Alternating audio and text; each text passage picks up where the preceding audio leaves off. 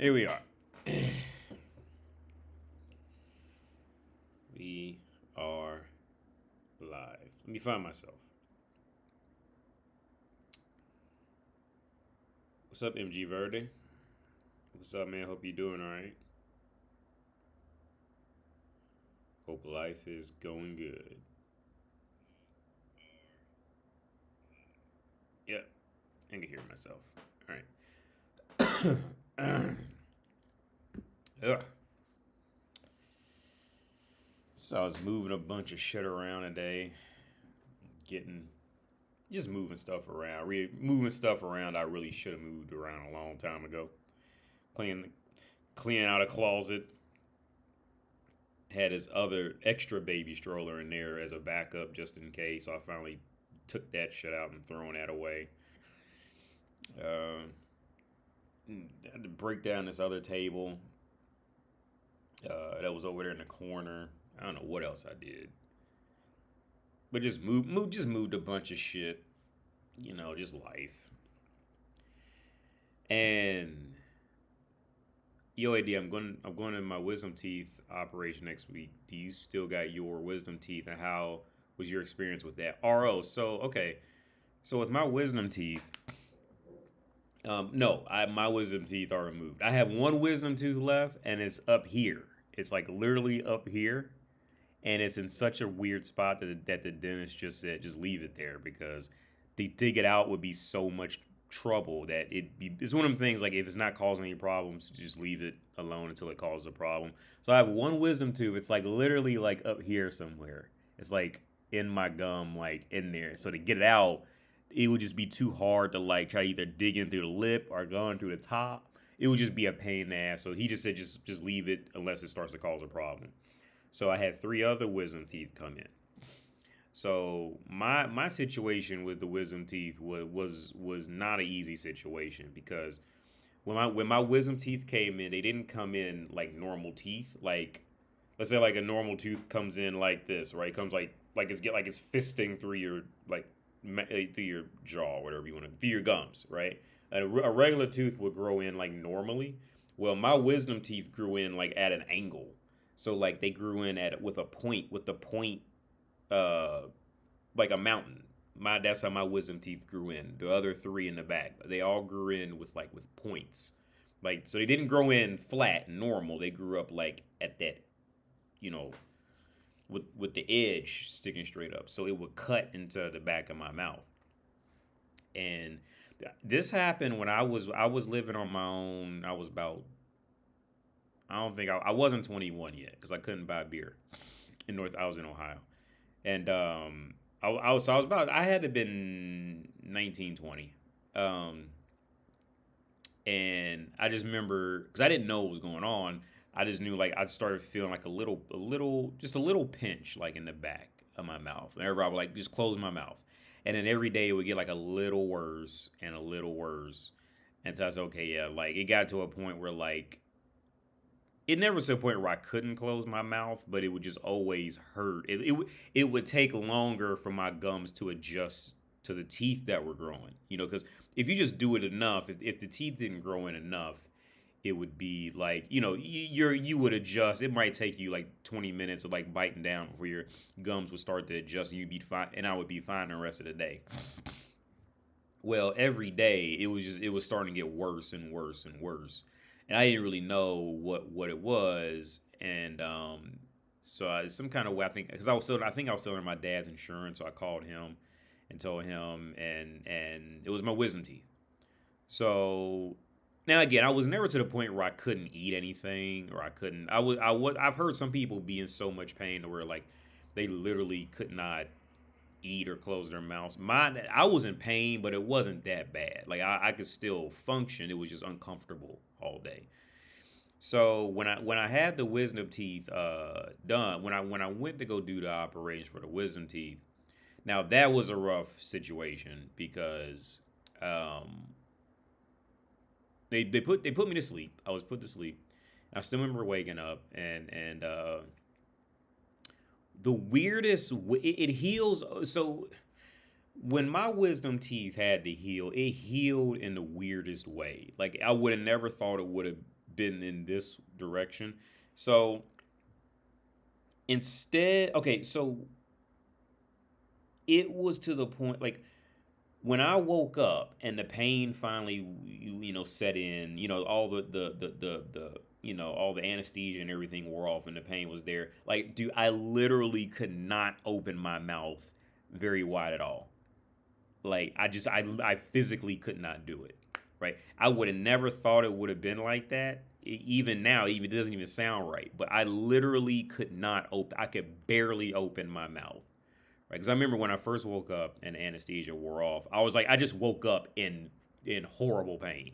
I was in my dad's house. I was in my old room in my dad's house, and he was downstairs watching TV. I remember I could hear him watch TV, and I woke up just in like horrible pain, like just like in the worst pain, and I couldn't talk. You remember that scene in Minority Report where where um where Tom Cruise he has to shoot himself in the face and he just like he just is like fucked up and he can't move. That's how I woke up. I woke up like that.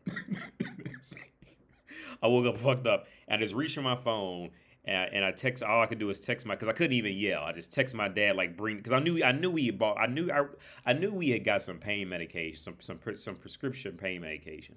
So as soon as I woke up, I just like reached for my phone and immediately texted him like bring the medicine now, and then like literally as soon as I sent it to him, he just like runs up the stairs. Like I could hear him just like bolting up the stairs and came to me with the medicine because he probably knew I was gonna be fucked up. They probably told him at the dentist's office I was gonna be fucked up. So he was ready. He ran up the stairs and came and brought me medication, and I'm like in tears, like not like boo-hooing, but just like because when you're just in so much pain, like you just can't help but to be like like that kind of shit. That's how I was in the bed. I remember sitting up. I was like, it was just, oh, I'm getting tears in my eyes thinking about it because it was just, that was one of the worst pains I ever had. And I don't mean to set you up to expect that. That's a shitty thing to do. But for me, that's my honest situation. I just remember just being like you could barely even, like, can't even think outside of just pain, right? You think about it, like somebody literally went into your mouth. Now I've had other teeth pulled and they never hurt that bad. I think it was because of how my mouth just was.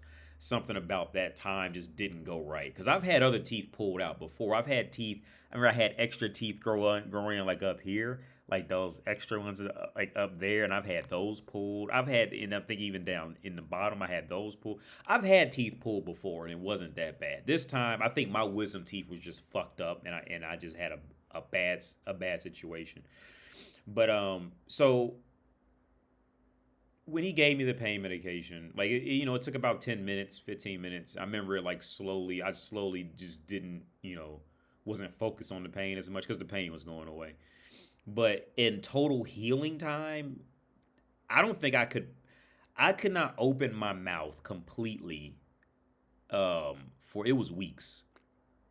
Because I remember in this time period, I had some kind of way I'd stumbled onto an old friend of a friend through high school. And we ended up becoming friends in this time period because he had just torn his ACL playing basketball.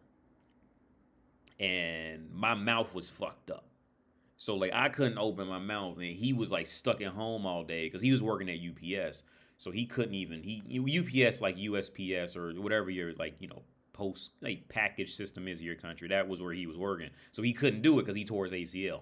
And so he was stuck at home all day with crutches and couldn't go anywhere. Whereas I could go somewhere, but I just couldn't eat.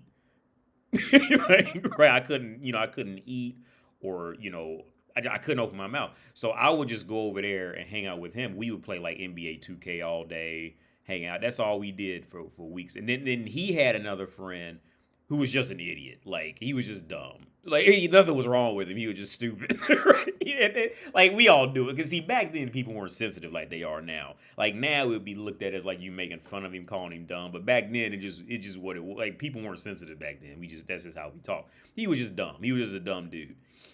So he just, so it was me who couldn't talk. the friend of mine who couldn't walk, and the other friend who was just like dumb and was just kind of there, right? Didn't really. He was like a Kramer kind of situation, right? So it was just us, and we just hung out for like weeks, and we became good friends at the time because of that. And I just remember just like dreaming of the times when I could open my mouth because I just couldn't. I physically could like. I physically could not open my mouth further than like that far. Like not even that, probably like that. That's as far as I could open my mouth. I was like Kanye West in 50. I was like Kanye West in 50. Huh? Yeah, man.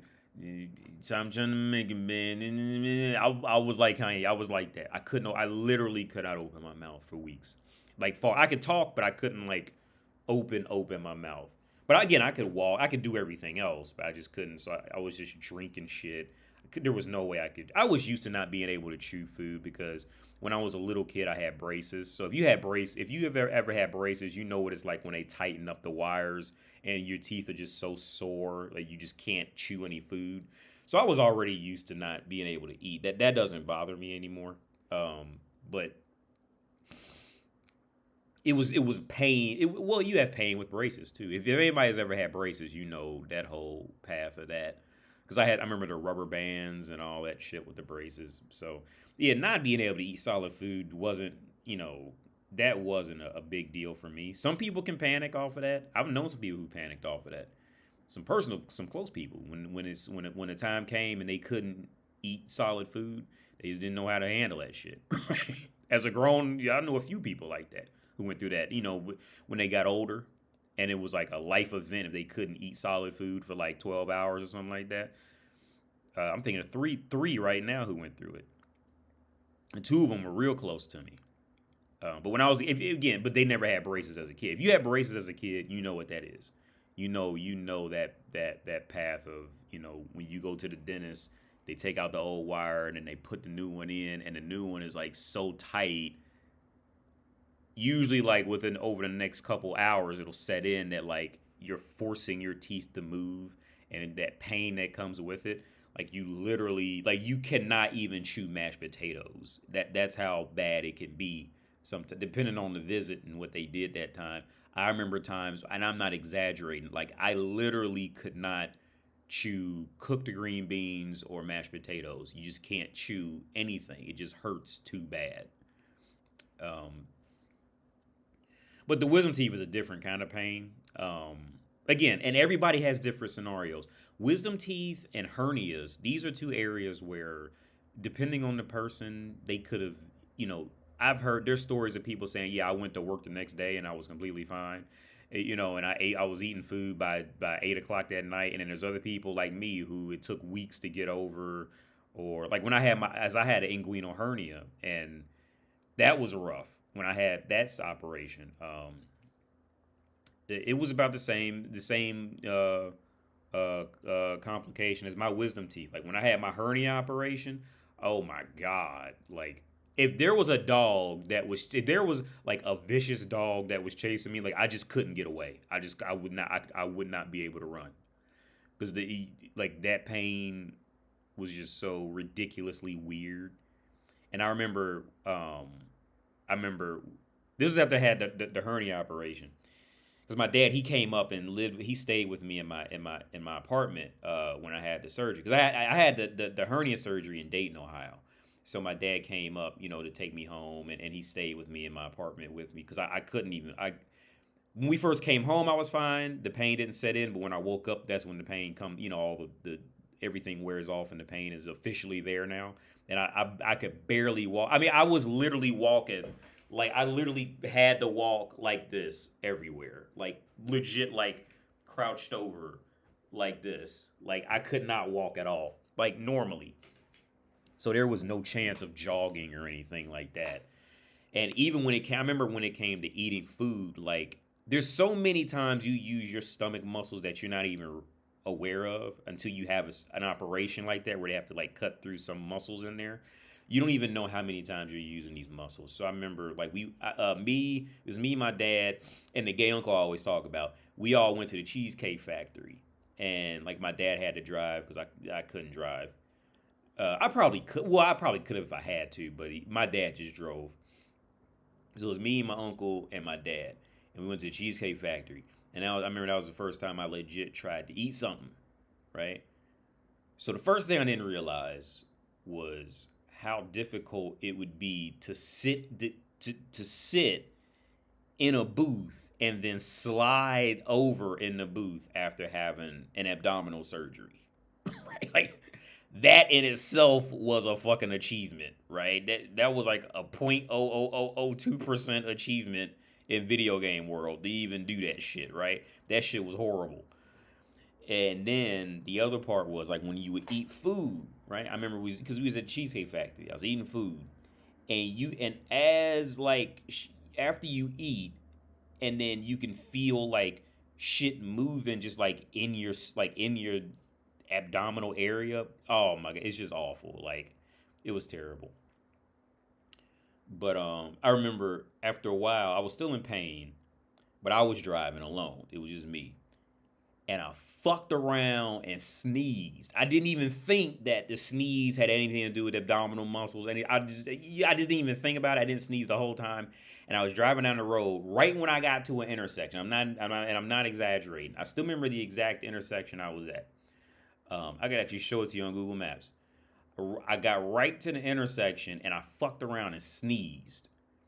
And it was another one of them Tom Cruise scenarios in Minority Report where my body, I was in so much pain, my body just froze. Right? And I just went straight through the intersection where it was one of them, it was a scenario where like, you know, when you see these like ridiculous looking car crashes on TV where it looks like the person was just a complete goddamn idiot and just drove directly into oncoming traffic kind of thing. That was a scenario that was. Now, luckily, I didn't get in a car accident, but it was a scenario where, like, that pain was literally, it was just so intense from the sneezing. Like, I just literally could not move. Like, my body just said, fuck it. And I was just, like, stuck. I remember I was stuck. I was stuck just like this on the steering wheel, like, and the car just, like, going. And it's like my body went to, like, reboot mode.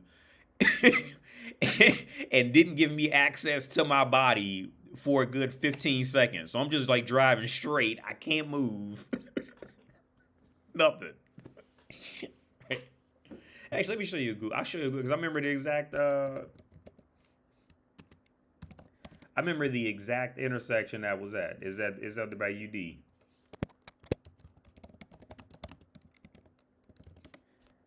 I can show you the exact intersection. Let me let's see. Oh shit, where? Zoom out a little bit.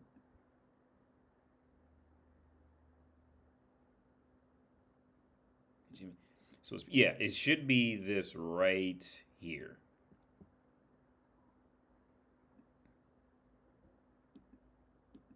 Oh no, I know where this is the whole other side. That's not it.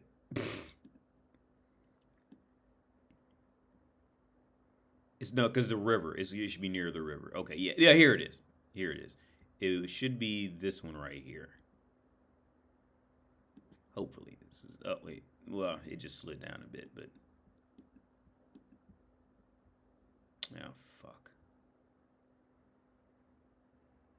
Because the river would have been on the left right before you cross it. God, I'm so confused. I gotta actually be in there. I'm so confused of where the... Because University of Dayton...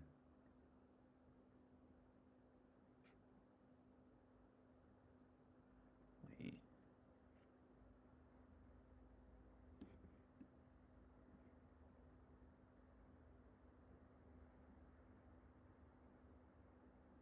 If Dewey's Pizza is here... Oh, no. Here it is right here. This is it. Oh, shit. Why does it keep going? It keeps zooming down like that. Yep, this is it. So it was this intersection, for whatever it's worth. Yeah, because that building over there. Yeah, it was this intersection right here. That was where it happened. And my body locked up from sneezing off of that hernia operation. It was this intersection right here. And I flew through this intersection. I don't even know how fast I was going. and I was going straight, and I couldn't turn or anything. So I ended up in the whole other lane. I couldn't move. I was just paralyzed from sneezing. So I know somebody had to been watching, some camera or something, watching me just drive just straight through it. I know somebody seen it. I wasn't the only one. Oh, what's up, Mo? You say you've been traveling. Modern day cure. I don't know, man, because I'm not gonna be out here long. I really didn't feel like live streaming right now, but I did it anyway. So I probably because I wanted to talk about something else too. But I can't guarantee anything today, man, because I'm gonna get off here definitely in within the next hour because I'm tired. Like Kanye West through the wire, yeah, Nick, yeah, my mouth was fucked up. So RO, yeah, my experience was rough, but the wisdom teeth, like I said, so real quick, a summary on it, man. Wisdom teeth, I think it's just one of those things. Like, don't just take my word for it completely, because it's really a scenario where it's just how your mouth is and how your teeth are doing it.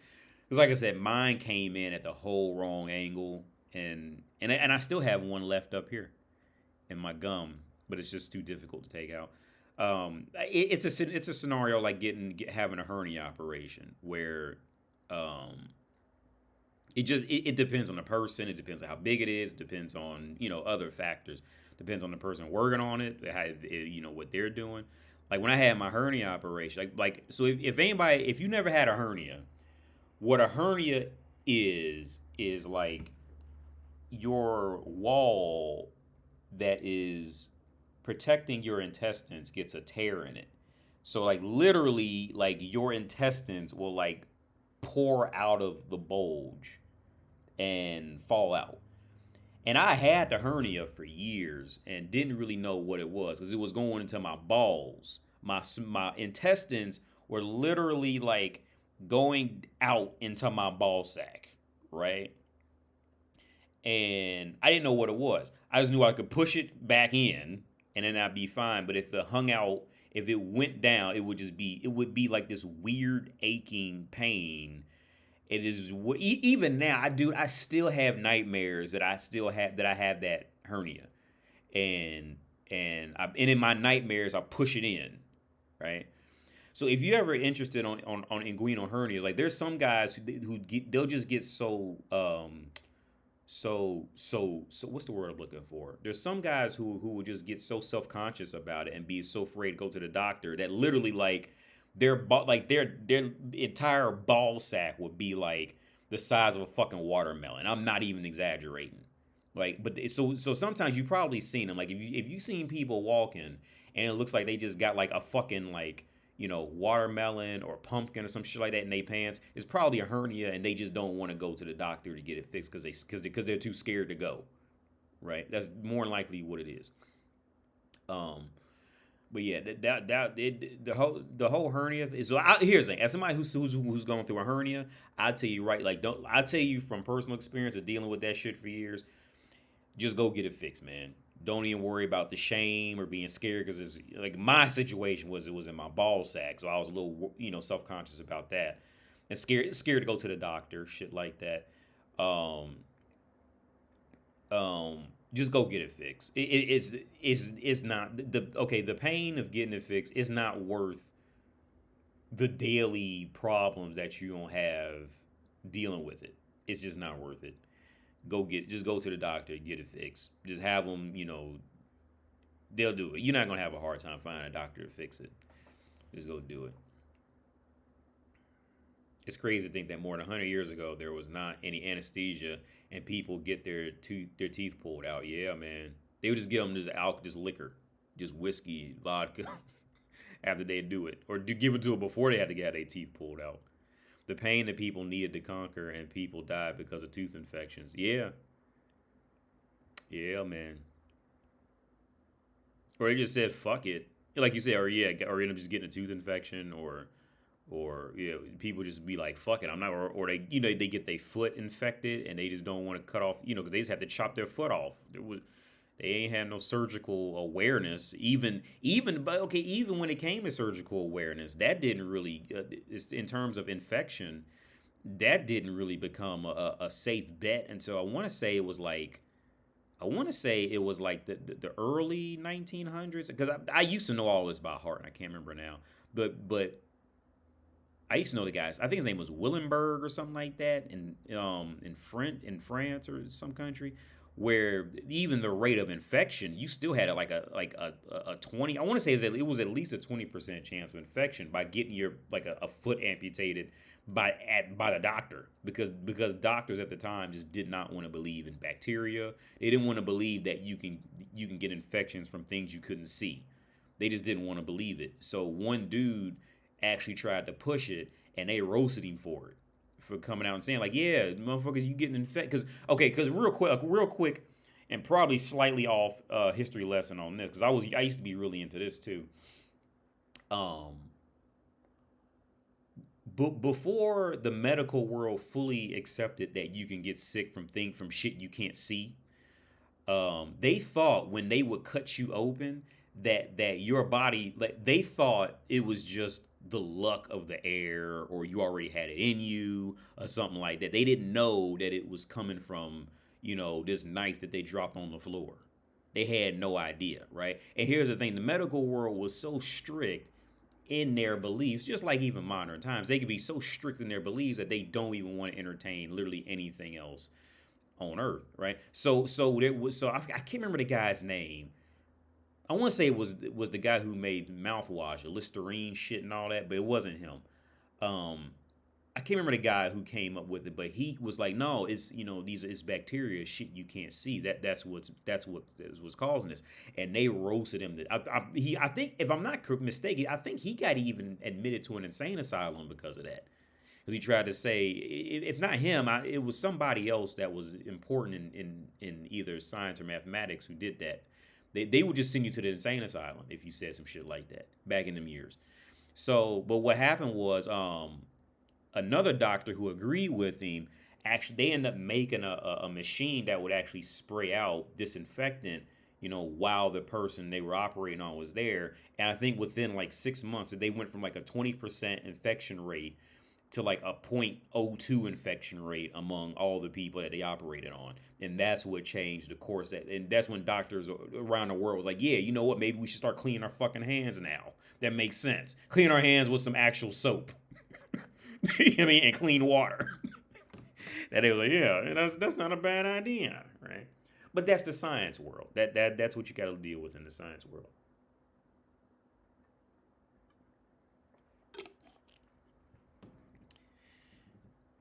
Yeah.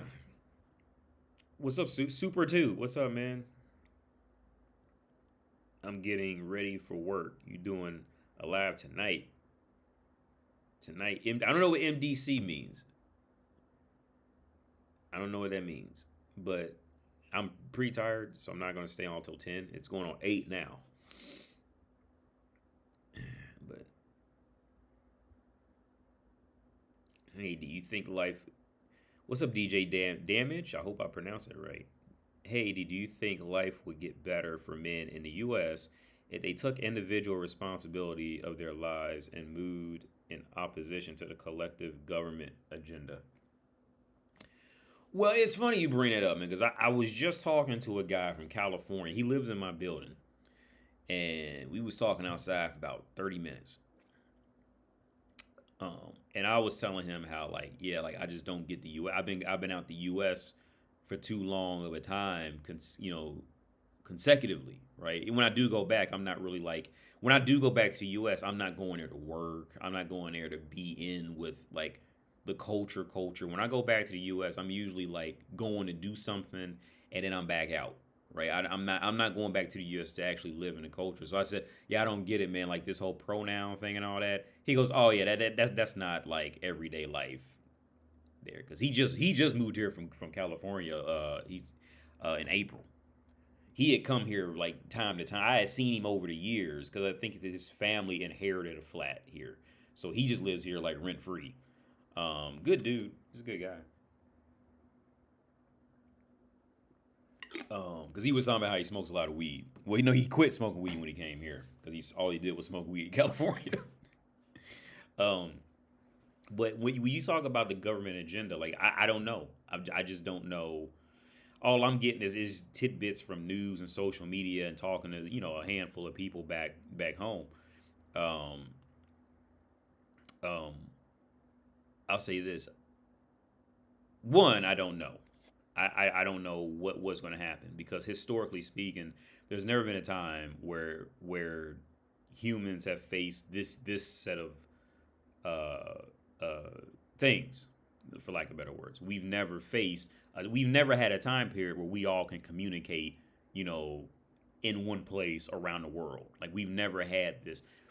Looking back on human history, there's just no way to really tell what's going to happen next. Right now, we have the internet, we got chat rooms, we got fucking what Yahoo, YouTube, Instagram. I just found out about Telegram because I don't use Telegram. Somebody actually showed me actually what Telegram is. I've used it one time for one person and deleted it. But back to my original point, there's so many extra things that we just have at our disposal. To one, I don't think there's going to be any going back to what life was like when I was a kid. And I think any generation can say that, but I think the biggest jump has happened over the last 20 years in terms of human development, technology, social awareness, these kind of things, communication. I think that, or I won't say communicate. Let's just say the ability to communicate. I think communication is still terribly in its infant stages, but the ability to communicate is something that humanity on a whole has no clue what to do with. So I have no idea what would fix anything or get anything right, as long as the people still have something to say about it. Right now, what could fuck around and fix shit is scenarios where women would have to be pushed to fight. Like, okay, the only scenario I can think of right now that would fix a lot of that would shut a lot of these Western feminist women up is these exact countries would have to be pushed into war so bad that they would have to have an open draft for everybody to go fight. And that would shut up all the women there would all these OnlyFans and all this, they would shut the fuck up. Because they would actually have to be forced into a scenario where they would actually have to do something of value. That would shut up all the HR, all them faggots. They would all be shut up. But in terms of the people operating as people, right? Just operating and trying to make movements and all these things. I think richer countries it's a consequence of having relatively equally distributed wealth. It's a consequence of it. The women are going to think that they actually contribute to society on meaningful ways, when in majority of the fields they do really don't. Outside of having sex and having children and raising children, most other fields could be done better, more efficiently, and chronically better and more efficiently by any man. That's just a fact, right? The vast majority. You'll have situations here or there that are good, but the vast majority, any job, most men can, even when it comes to being an actual woman, there's trannies that look like better women and can be better women than women can be, right? So I mean, and these are topics that no woman really wants to talk about, but we all know it's true. I'm sure you've seen a tranny somewhere, whether it's on TV or some shit like that, or accidentally in porn or something, where these fucking Brazilian trannies are in way better shape than any woman could ever dream to be in, right? And acting more like a woman than a woman does, right? So, with that being said, I think here's the thing: individual responsibility died off. Individual responsibility. I think, okay, first let's define individuals, because individual responsibility is relative to the person. So my definition of individual responsibility is formulating your own thoughts, formulating your own opinions, and sticking by them, and merely comparing philosophies. That's my definition of independent responsibilities. Now, other people just say, "Oh, independent responsibility is just paying your rent and blah." I mean, so for my example of independent responsibilities is my example of independent responsibilities, and where I'm going to elaborate on it is going to be more from this, is going to be from the standpoint of reading, hearing, seeing things, genuinely making your own thought on it, and then comparing your thoughts with other people, right? Not in the sense to try to look to fit in with somebody, but just genuinely just to hear somebody else's perspective and move on. And if you like it, then take it. If not, don't take it, right? I think those days were gone by the time I was born, but I think those days are almost just not even going to be existent anymore. Those days were leaving by the time I was born. The days of men walking around and just hearing shit, seeing shit, formulating a thought and going with it. You always have some men who are just followers, but in the overall scheme of things, I think a lot of that was dying off by the time I was born. But it was still there, but it was dying off. But nowadays with social media and the internet and YouTube and all that shit, I think it's gone. Because now, okay, because all social media and Reddit and all these places, all they've turned into is just circle jerks for people who just believe one thing, right? And if you don't believe that thing that this one group is talking about, you be kicked out, and then you got to go find a group that just ends up in another echo chamber, right? And the sad part is because since so many people are lonely in the world, and for whatever reason, or just face a down period of having friends or colleagues or connect serious, philosophical human connections with other people, it just kind of turns into everybody just runs to these social media, outlets to just, vent or talk or whatever. And when in reality, all it's going to end up being is just another form. It's just going to end up being people are just going to follow, right? Follow that group. What was it?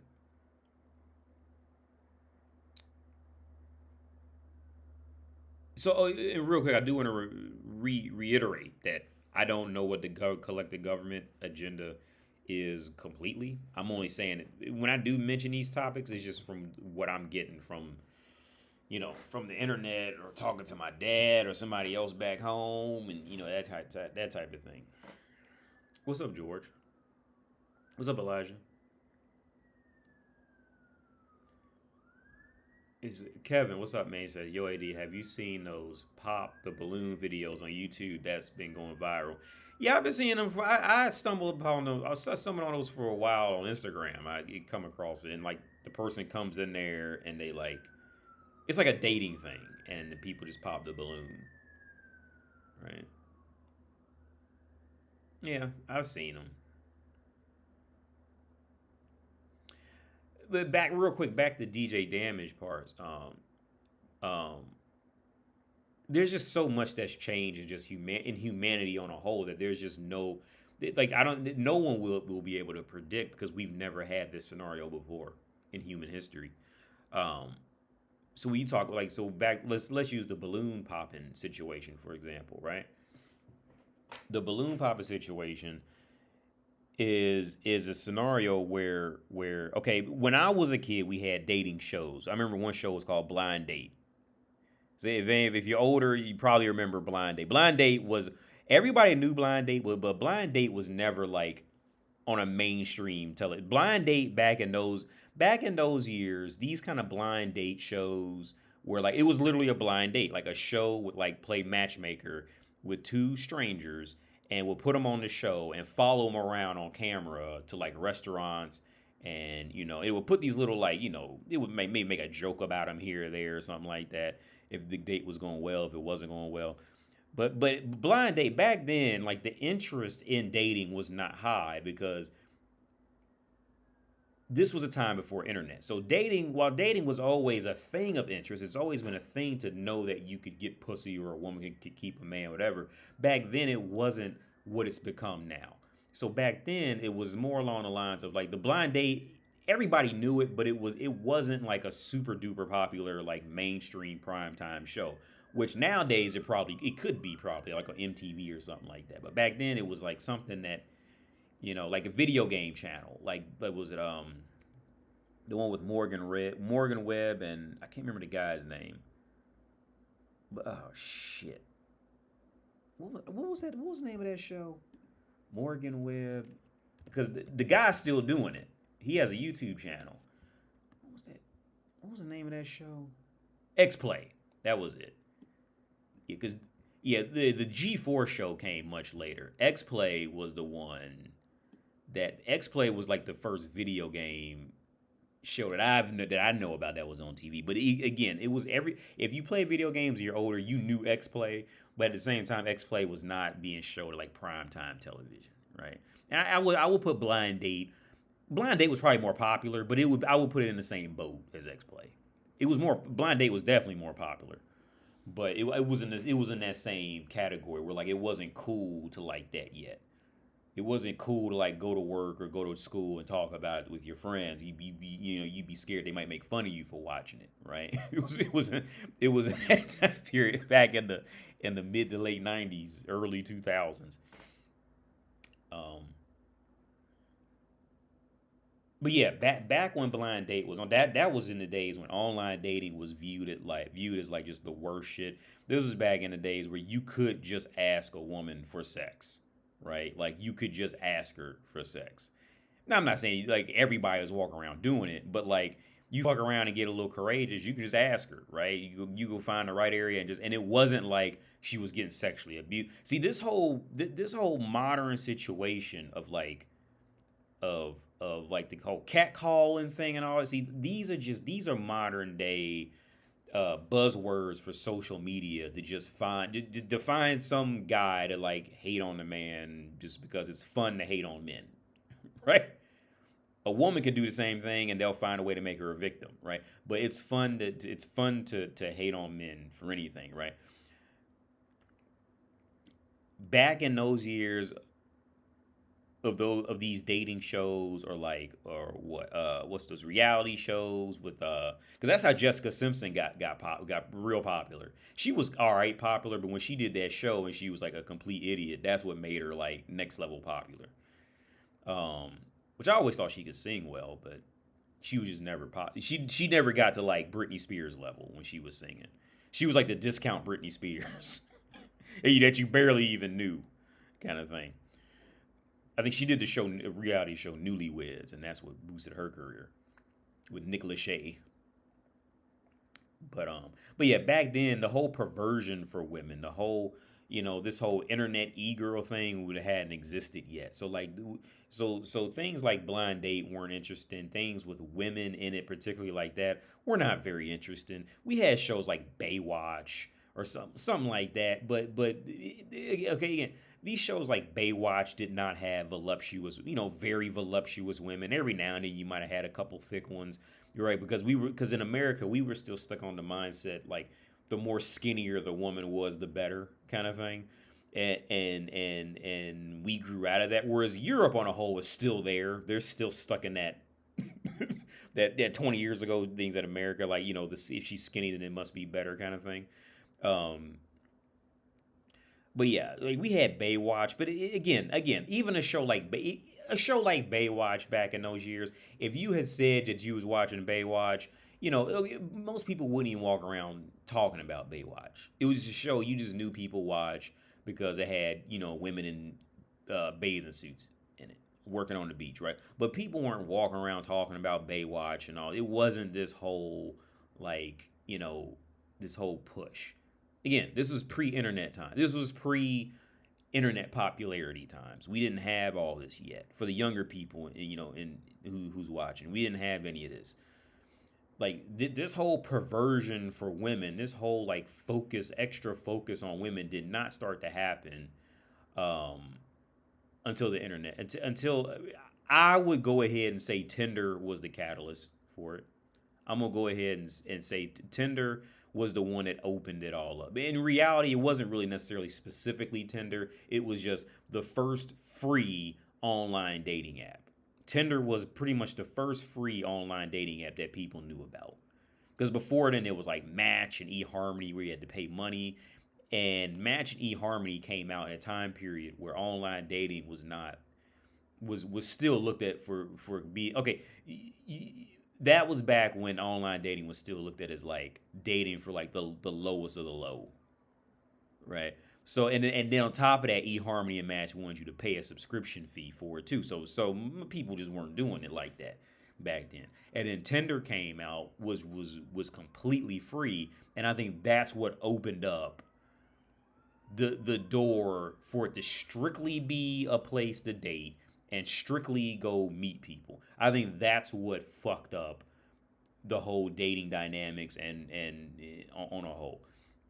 Because people were meeting women on like Yahoo chat sites and shit like that. But these were, I mean, they had dating sections in there too, but it wasn't anything like it is now. It was nothing like it was. So everybody had a smartphone and they had Tinder.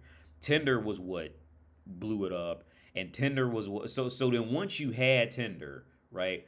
Once you had once a woman has now had Tinder, now she can just scroll and see all the men who are now messaging her and writing her profile because her picture's up there. See, when it was just like online dating and like a dating chat room or something like that, it wasn't like I mean, it was a profile thing, and they probably got messages, but it's still like online dating. The internet has still not become um, a household name yet, right?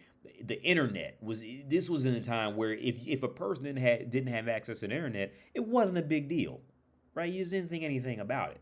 It's like, oh, what, they don't have internet? Okay, well, they got to go to somebody's house and use internet.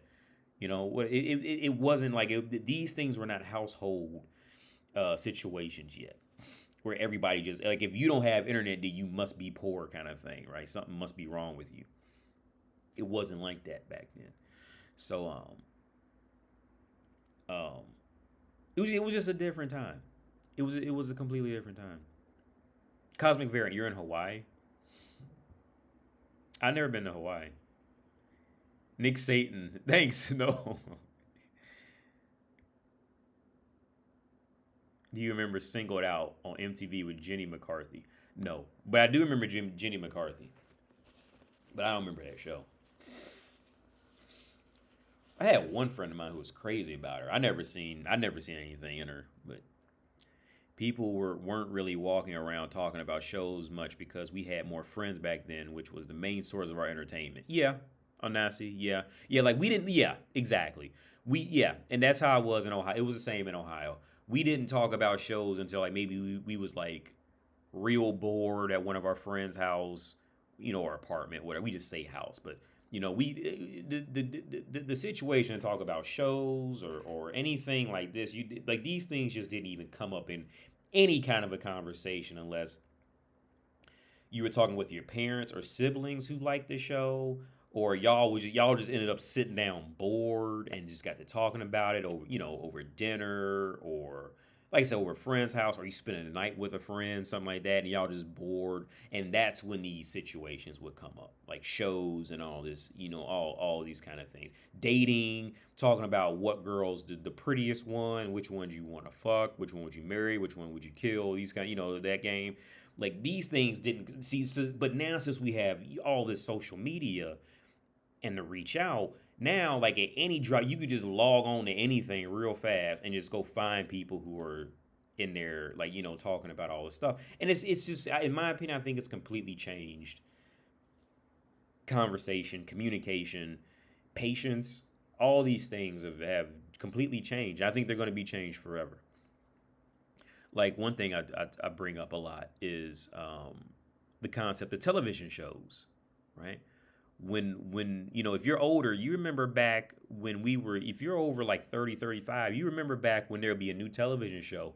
More times than not, a television show would at least get 2 seasons, I would say. The majority. Every now and then there'd be one that would get kind of fucked over in the first season, something like that. But most shows would get at least 2 to 3 seasons, right? Because they knew it took people time to, fit their roles, to get chemistry, because there has been, I would say most shows from most older shows, I would even say shows like Family Matters would have never became Family Matters, Steve Urkel, if it wasn't for that theory. Right, because Steve Urkel didn't come around. I want to say it's like the second, maybe third season when Steve Urkel came around, and the show became the Steve Urkel show. Right, nowadays a show gets greenlit, and you'd be lucky to get more than a season off of it. The level of patience has gone down, and it even goes into sports now. A team hires a coach, they fire him after 3 games. They hire another coach, they fire him after 6 games. They hire another coach, he's gone. Like the level of patience and dedication is just these things have just been lost forever. These days are just gone. It's something you just got to accept. I think it's easier to just accept it due to the reality of human habit, where everything can be had. Most other things can be had, in a relatively quick amount of time. Whereas even back in those years, even if you had the money, we just didn't have that level of communication yet. Back in the late 90s, back in the 90s, early 2000s, we just didn't have smartphones like that. And even if you did, the internet wasn't set up for that yet. So even if you had money, you still had to sit down and wait to buy something, right? To get it and all that, right? Like, whereas now, if you just got a bank account and Apple Pay, you can buy whatever you want. Now you still got to wait for it to be delivered, but you can just go, oh, I'm going to do that and do it right now, right?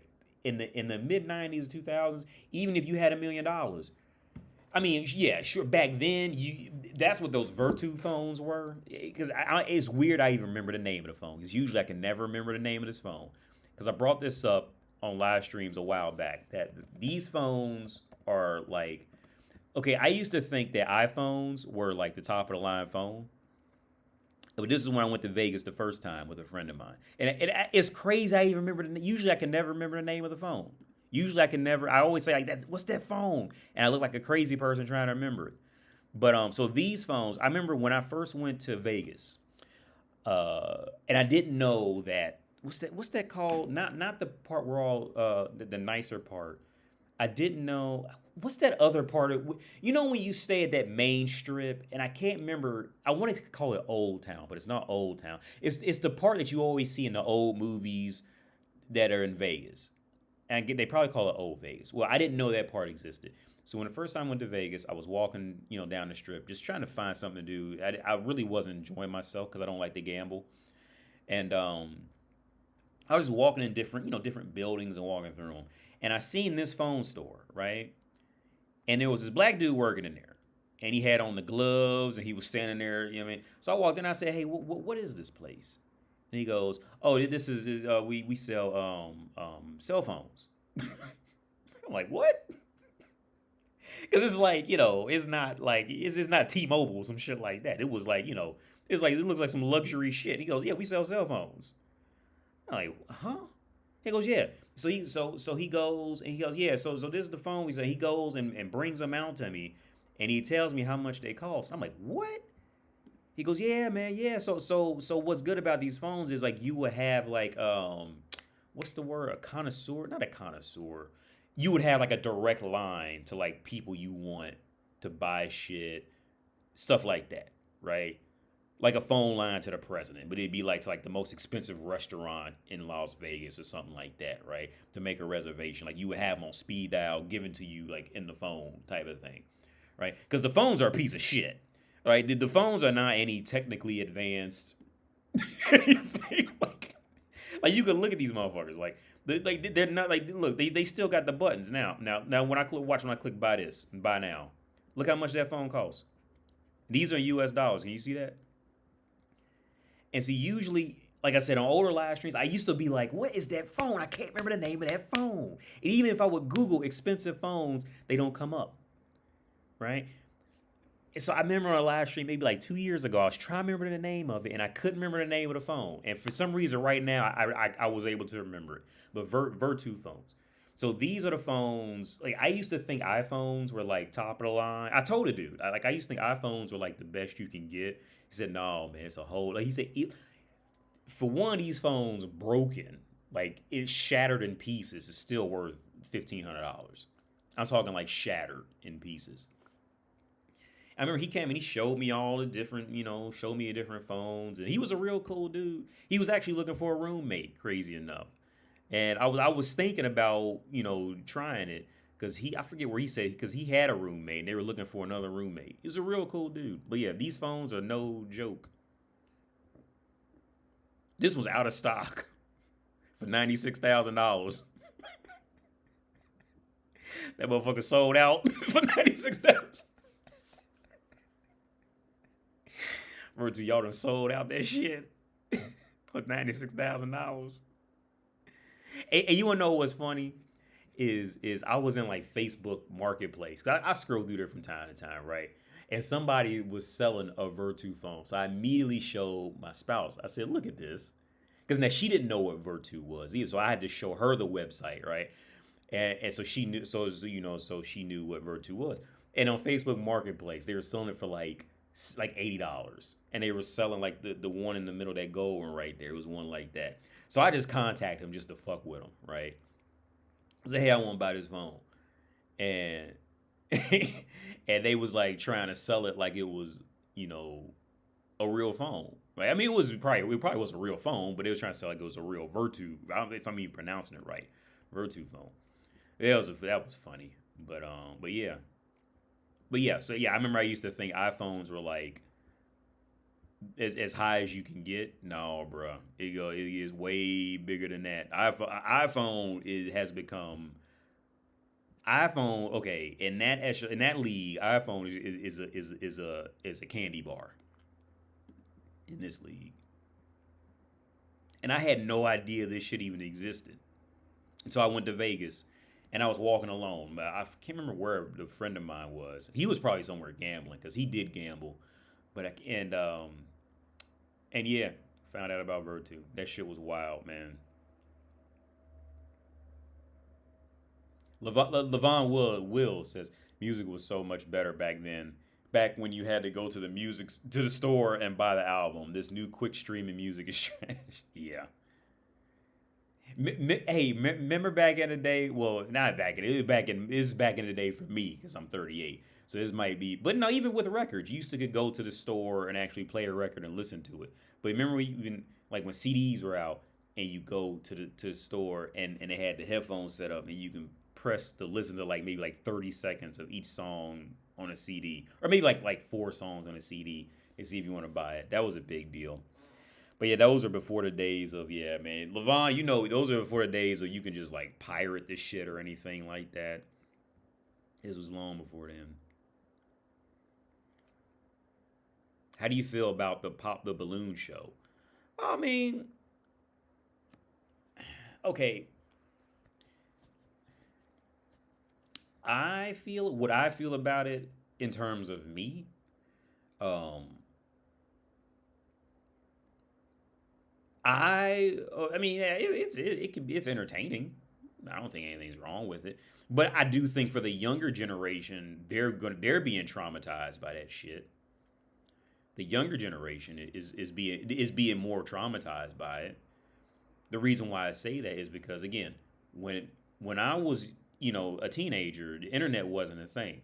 So you don't get me wrong, like you would still be nervous to approach women and these things like that, but I don't think it was anywhere near the same level of pressure and weight on her response and all this as it is now. Especially for a woman who's like just like a basic 7, right? Some little Jennifer Lawrence type. Jennifer Lawrence is a good 7, right? she's a good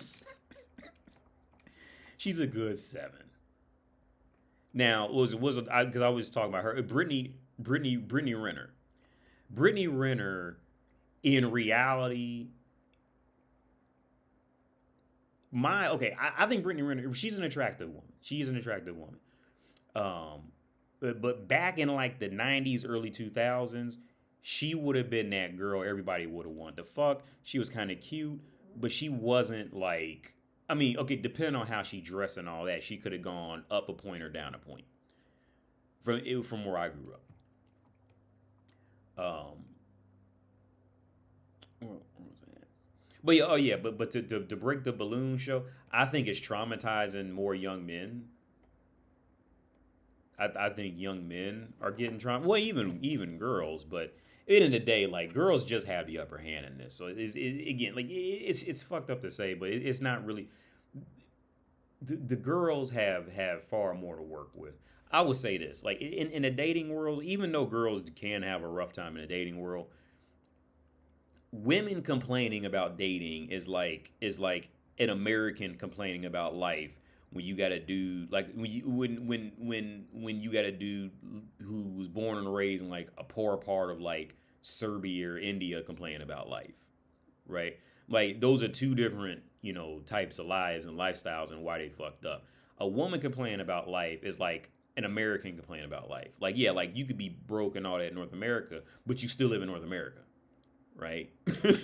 And you can speak fluent English and all that shit like that, right? So you could be low on money and this and that in America, but you still in North America, right? Whereas like if you a little dude who grew up in some little shit area, that's in a poor country that don't make but $150 a month, and you're broken there, that's a whole different level of what you got to look at in life, right? So like, and I think that's the difference between men and women in the dating world. Men are the equivalent of a dude who's living in like some poor off village somewhere in the middle of buttfuck India, something like that. And women are is a person living in a rich Western country complaining that they're fucked up, right? Like yeah, you might be fucked up, but you still got a whole lot better off than a lot of other motherfuckers on earth.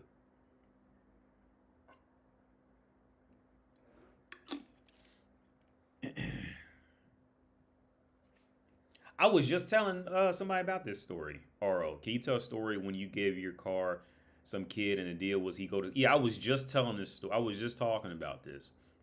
So on my Instagram, if you go back way far back, you can actually see the BMW I gave. It was an older BMW. Um, it was a wagon because all they got is wagons out here. I don't know why that is, but in America, you get roasted for driving a wagon. Out here, it's all they drive. Most cars will be wagons, unless you're in a rich neighborhood. Um, but yeah, so this kid, man, I gave him.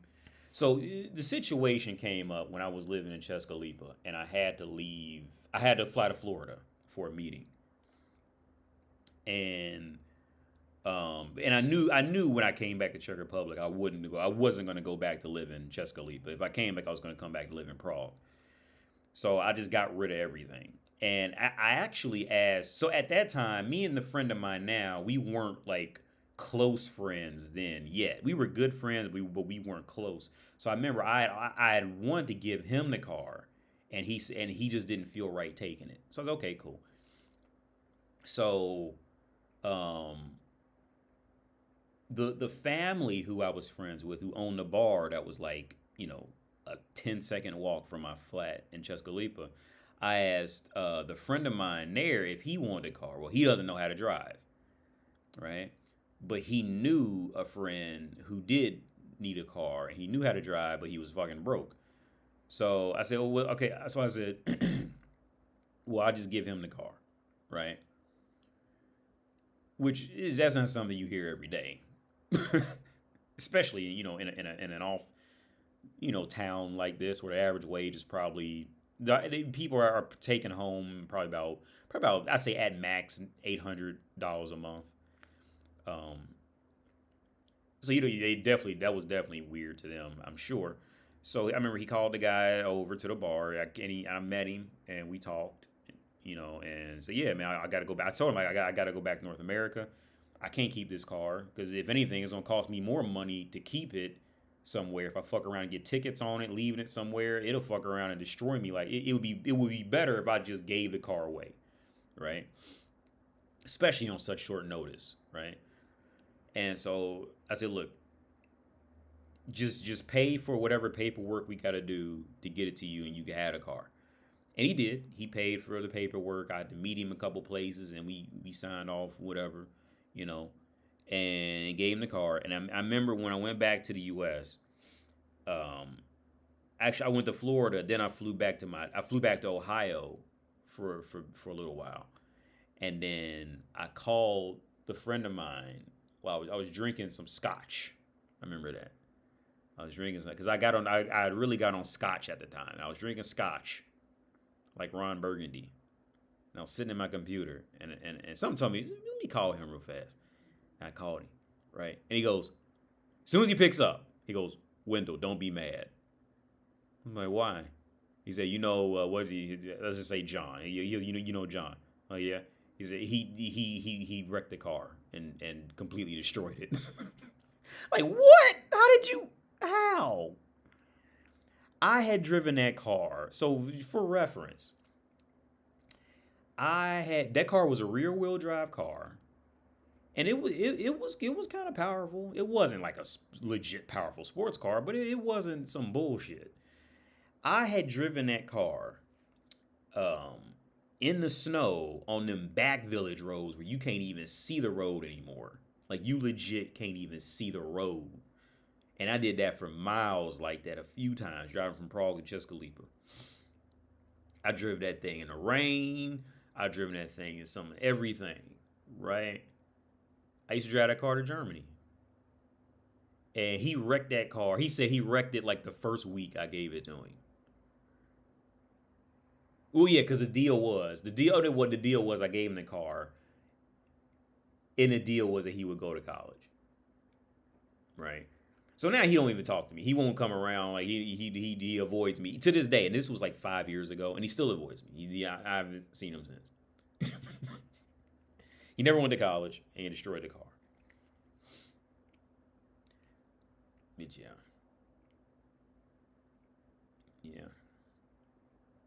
Yeah, Levon, FYE was the one I remember, the music stores, yeah. Because the car I have now, I really want to give this one away. I've been trying to find people to take it. Because I got to get it fixed. My car now, I just don't have a use for it. The battery's been dead in that car for about 6 months.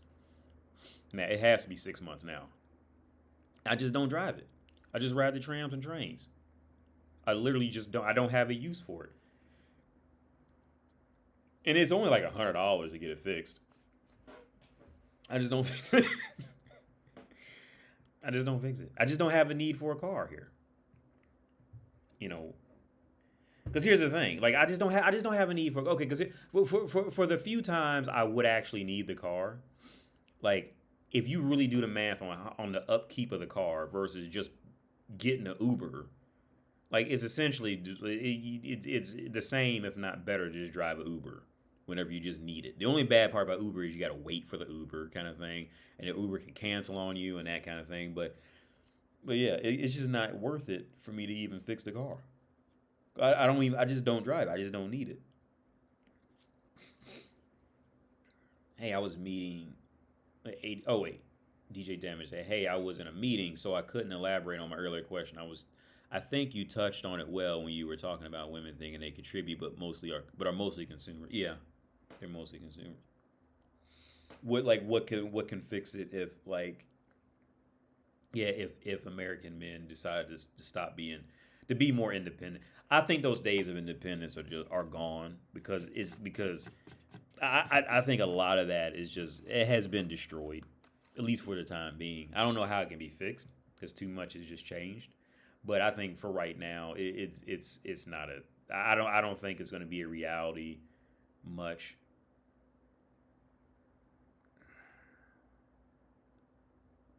Because I think there's a few factors. Because when you throw in things like social media, just kind of where things change, right? So what makes people what's going to make people stand out is if they're doing something that's considered successful or just wild, right? So with that being said, now since everybody has YouTube, Instagram, whatever, people are just going to follow these people. on Instagram, YouTube, whatever, instead of go out there and create their own life. Because now it's just easier to just follow somebody and just watch them and listen to them instead of go out there and just develop your own thing. It's just the reality of the situation. Because again, back when I was a kid, we didn't have this, so you were pretty much forced to do something in your life, like on your own. You were forced to do something. Now, we didn't have Instagram to show it off, but you were forced more with your own thoughts. And it wasn't just the ease of going and just listening to somebody else, right? And I think with that ease of listening to somebody else, I think it kind of creates the same. Is it catch-22 the right word to use? It kind of creates the same situation where this weird situation where like with being a therapist, people can just be addicted to just seeing a therapist instead of actually just doing something with their own life and their own thoughts. I think yes, social media is fitting the same boat as what therapy is. Just the addiction to and here's the thing. I think it also kind of like with my spouse, right? Or just with any girlfriend you're gonna have. Usually the main reason why you're gonna have a girlfriend is because that woman sees something in you that she wished that she could always be as a person, right? The only reason you're ever going to have a girlfriend that's going to genuinely be there and all this is because she sees something in you that she wishes that she could develop in her own character and her own personality, right? You have to be better than her in some way for her to fuck with you. Now, it may not be money. It may just be being, ridiculous or crazy, anything, right? But she wishes she can have that, but she doesn't know how to get it. So what the vast majority of women do is they get with these guys in hopes that they'll, like, in some, mystical consumer way, they'll just become that, right? If they just hang around it long enough. Like, because I remember I had the issue with my ex-wife and the girlfriend before her, and the girlfriend before my girlfriend now, and even my spouse now. It's the same thing, right? And here's the thing. Every woman thinks that you don't see it. This is the funny part, is every woman thinks that you don't see them doing this, right? For example, like with my diet, with eating, right? With my diet. Since I've been, like, older and on my own, I usually always cook most of my own food. I cook it, make it. The majority of food I do eat will be fresh fruits, fresh vegetables, fresh cheese, shit like this, right? I don't eat a lot of stuff from boxes. I don't eat a lot of stuff from cans. I just got 2 cans of beans, right? But that's about where it stops for me in cans. I don't eat a lot of boxed food or canned foods. It's just how I am. And I'm not saying canned foods are bad for you. I'm not saying boxed foods are bad for you. Everything's okay in moderation, and anything can kill you in excess, right? You drink too much water and you be dead. You be sick, right? So I'm not trying to, like, send out this a low key, like, health, coaching or anything like that. But what I'm trying to say is my diet is usually always relatively clean. I don't overeat. And my diet's usually pretty basic. Fruits, vegetables, meat from the butcher, something like that. And it's just how I've always been. I don't think of it as anything special. I don't think of it as anything to really talk about. I don't think of it as, I don't even say I eat healthy foods. You would never hear me say I eat healthy foods. The word healthy and food, this is the most I've ever said those 2 words in the same time or at all in 10 years. I don't even think of it as, it's just how I am, right?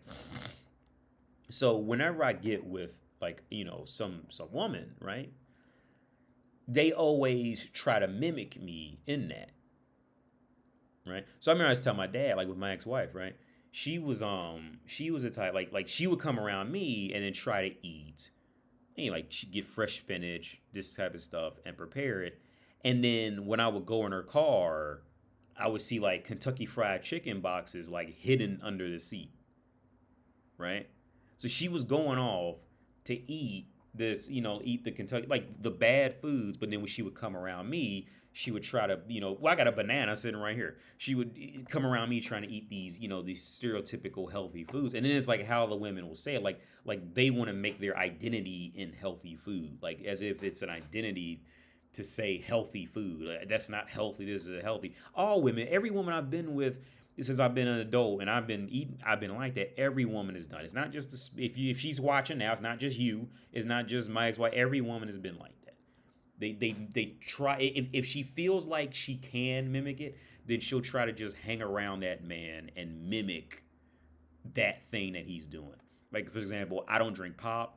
I don't drink a lot of juice. I'll go on kicks of drinking juice, like that granini juice. I used to really like that. I haven't drank that in a long time, no. But I don't drink a lot of juice, like store bought juice. It's just how I am. But yeah, that mimicking thing. Women will go hang out with a pilot to say that she fucked the pilot, and to say, and because she secretly thinks that she'll just learn how to become a pilot because she's hanging out with him, because women on a whole don't. Most women lack that ability to genuinely develop an admirable character in any form or way about them. Right? It's just how it is. It's just how it is. Now I'll go hang out with people and do that, but I'll genuinely take the strides and put the effort in. I'll give you a perfect example. One guy I'm teaching at a bank, at this, not just like a bank like at a store, but like it's like the corporate place at a bank. It's a beautiful place. I'll actually show you. Let's go to Google. Let's go to Google Maps if I can find it. CSOB. This is where I go to work to go teach. This is a beautiful building. If they show the street view, because it's right when you come out the tram stop, the underground stop, and this is where I go work. If it'll let me drop the guy in there. Yeah. So this is the tram that I can take this tram to get back home, but this is where I go work. So when I go to teach, this isn't even like the best view of it, but it really is a beautiful place inside. It really is. This is where I go to go teach. This picture looks a little rough, but it really is. You just got to kind of take my word for it. It really is a beautiful place. And so one guy I'm teaching in there, he's a mathematician. The guy I talked about maybe 2 weeks ago. He's a mathematician. He got a master's in mathematics. And when he comes in the room, he always comes in with his notebook, right? And he's just like, he's one of them guys, he just does math problems like for fun, just chilling. And he'll just, I wonder if 2 times to the x squared minus a 5 will equal 17. I wonder if I can make that. I mean, he's just one of them types of dudes, right? And so I turn that my lesson plan with him now, it's a win-win. He has to teach me in English how to solve. I'll actually show you a picture. I took a picture of our last meeting. But our language exchange is for him to teach him what he knows about math in English. And that's our lesson. That's our lesson. He has to teach me what he knows in math in English. But yeah. So when I tell you I'm out teaching, this is because the underground is, maybe if it'll let me walk down there. So the underground stage, that's where I come out the underground, and sometimes I stop in there and get like a little quick snack or something before I walk in here, and just walk up there, and those revolving doors. That's where now let me tell you something. This place is much bigger than it looks on the outside too.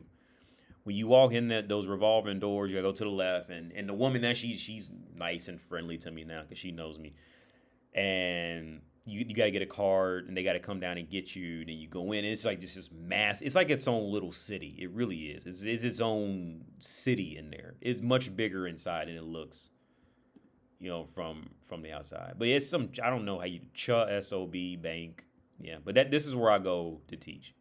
So there's it's not my placement employment, but it's where I go to go teach English. So when I say a bank, I'm not talking like, like a kiosk in the mall or something, like not a kiosk, but you know what I mean, like a little place or just like a bank. I'm talking like I'm going to like the corporate bank place to go teach. Great place. Like here's the thing, and when I walked in there, because it's all nice and new, I was like, you know what? Like, I really would not mind working here. I'm gonna look in to see if I can find a job to work at this place. Looks real nice. You walk in there, and it's just like, I mean, it's a bunch of computers and motherfuckers sitting at them, but it's not like this. You don't even feel like it's like a super strict environment. It was just a really beautiful place, man.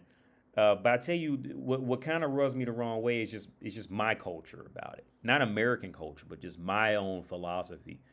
Like when I was so the cafeteria is over here. So where'd I just go? So the cafeteria is right here. I don't know if you can see inside there, but there's more people, more places you can sit in there, and that's one part of the cafeteria. There's another part of the cafeteria like upstairs in the back. So what just and maybe it's just me reading too much into it because I've been too independent for too long, but like it just felt like I was in high school again. You know what I mean? Like in that, like we all sit down here to go eat. Then we go back to our desk and sit down at our desk for 8 hours. Like it just felt too much like high school. So I don't think I'll actually end up.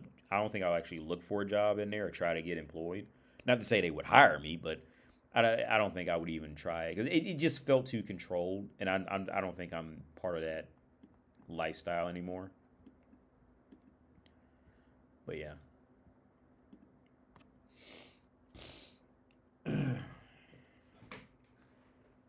Because I remember, yeah, because I was I was walking down the hallway to go use the bathroom, and one of my others clients I work with, he was sad that he spotted me like at a desk and just like went like that, and it's like jumped up around the corner. I wasn't expecting to see because I didn't know where he actually worked in the place, right? I was just walking to the bathroom, so he came out and talked to me. He's like, "Hey, yeah, man, what's going on?" Blah blah blah blah.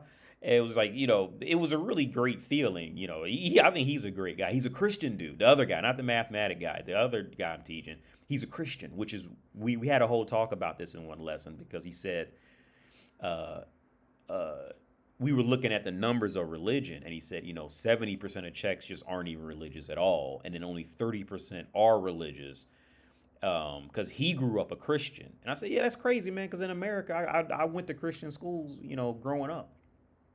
Um, and I asked him about it. I said, well, were your parents religious? How did you become are you Czech? Did you grow up in Czech? He said, yeah, I grew up here, but my parents were religious, so I went to religious schools, and,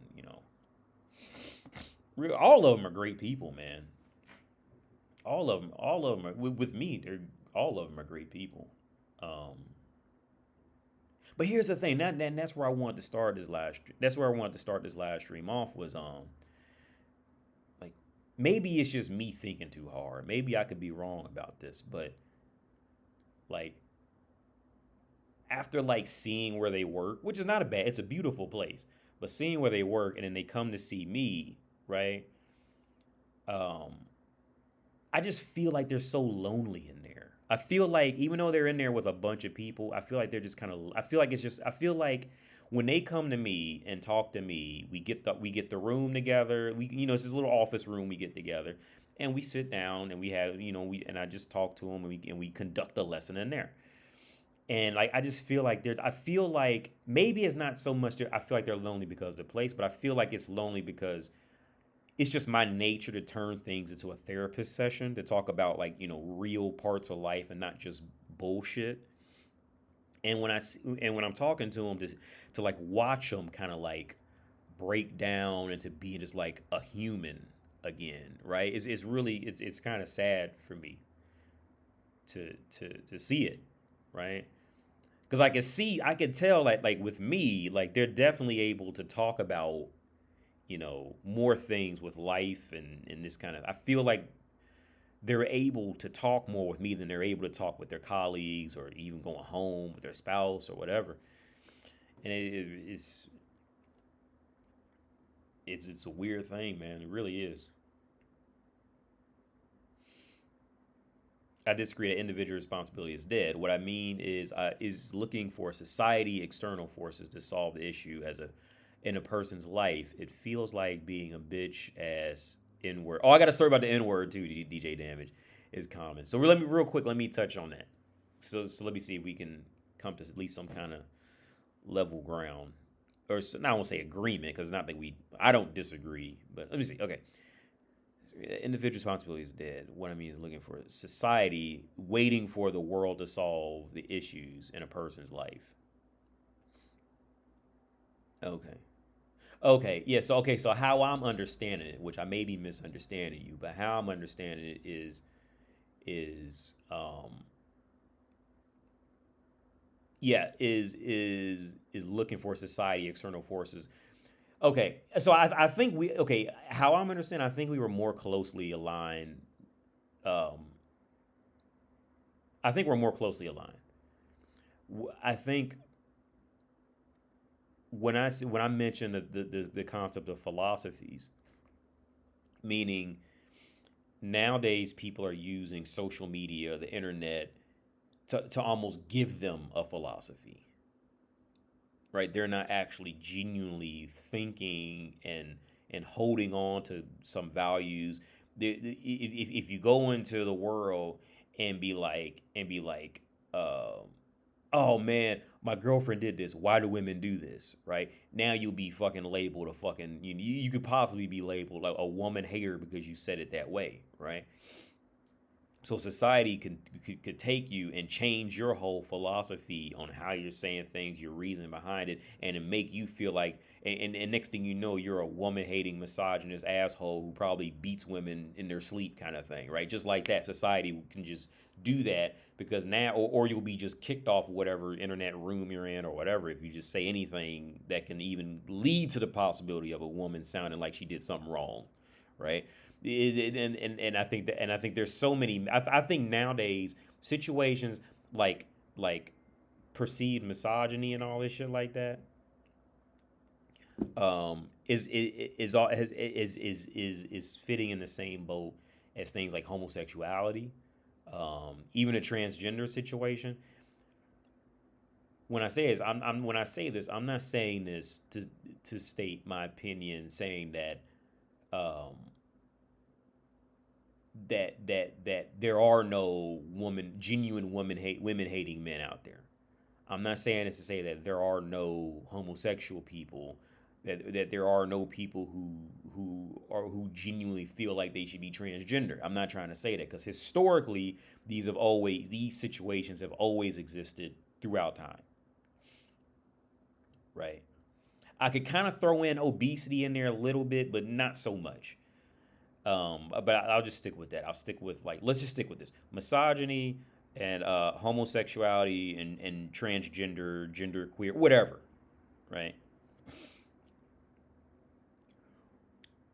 I think that there's a lot of people. But I do think okay. I think it fits the same area of obesity, where the amount of people who genuinely suffer from obesity because it's out of their control because they have a legitimate condition versus the population who just don't know how to stop eating food, right? The actual obesity, right, that is caused outside of the person's control. They were born with a disease, they acquired a condition, or they got to be on medication that's causing it, something like that. These people who are genuinely struggling with obesity, right, is a very small percentage versus the people who are dealing with obesity because they're not taking control of their diet or eating habits or whatever, right? And I think it's the same thing with the homosexuality and transgender thing. With the homosexuality, there are people who are genuinely born gay or genuinely have always felt like they were a woman for real or genuinely always felt like a man. But I think with the current day thing of making it a fad and for any reason, some people feel like they lost control of other parts of their lives, like they want to take control of this part of their life. The amount of people who are actually gay, who were genuinely gay versus the people who maybe just got their heart broke and now they think they're gay, right? or think they're a transgender person because they just got their heart broke and they just reached for the first thing they felt like they can control, right? I think there's a huge misunderstanding in these deeper realities, and these things just won't even be touched on until technology just gets better, to be able to find like a specific gene or a specific thing that can say, yes, you're fucking gay. Yes, you're going to have problems with gender. Yeah, which gender you want to be today and all this shit like that. Until the technology actually comes out where a motherfucker can just send off his or her blood test or take a fingerprint test or whatever the fuck and confirm that you have this fucking, set up in your DNA to have this shit. Too many people are able to just say, oh, I just have an overactive thyroid. I have an overactive thyroid. I have an overactive thyroid. And too many people just get away with it, right? Well, here's a quick side story. And I'm going to get to that next one, Kevin, because I see something about therapists in it. The N-word, right? This was fun. This was kind of... Okay, I'm just going to start. So actually, I was supposed to hang out with him. I might hang out with him tomorrow because I just found out we got a babysitter. Because I was supposed to hang out So remember the Russian guy I told you guys about last week or before last? So we hang out, and because it's always got a funny situation because he looks Spanish, right? Like he does not look Russian at all. The motherfucker he looks Spanish or Filipino, but he doesn't look Russian. He's brown, okay. And because it was when we talked last time we hung out last week, and it's always the same thing because I'll get because it's always the same thing. Whenever I hang out with people, they always say the same thing. They always say, I wish I could be more like you and you could just talk to anybody, right? I always get that. I don't see it like that, but I always get it. But anyway, we got to talking to some people and they asked where we were from. We was having coffee. It was me and him having coffee outside. Down there by where that shooting took place, like literally a block up where that shooting took place. We were having coffee down there. And it was some guys from the UK. They was walking down talking. So hey, where you guys from? And they go, oi, I'm from I can't do the accent now. I'm from Manchester, some shit like that. As I can tell, but I love the accent because you sound so classy, blah, blah, blah. And then it's always the same thing. They ask me where I'm from. They say, yeah, you're from America. Then they ask my friend where he's from. And he goes, I'm from Russia. And it's always the same response when he says, I'm from Russia. They always go, oh, yeah. It's always shit like, oh. Because he said it's always that same thing before, but now that I see it with him, it's always the same response. But anyway. Later that night, we get to walking around.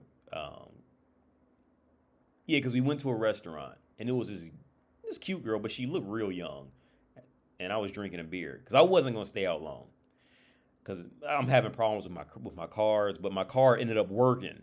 So I ended up drinking like 3 beers. Because usually my card doesn't work, but I just tried it. It worked. Anyway, so it was this girl. Nothing really happened. I just looked at her. I said, how old are you? And she goes, how do you think I am? I looked at her, I said, about 13. And she goes, yes, this, but add 2. I was 15. And she goes, no. She was the waitress. She was our waitress. And she goes, no, this, but add 2. And then a friend of mine, he goes, no, she means like double it. I go, 26? And she go, yeah.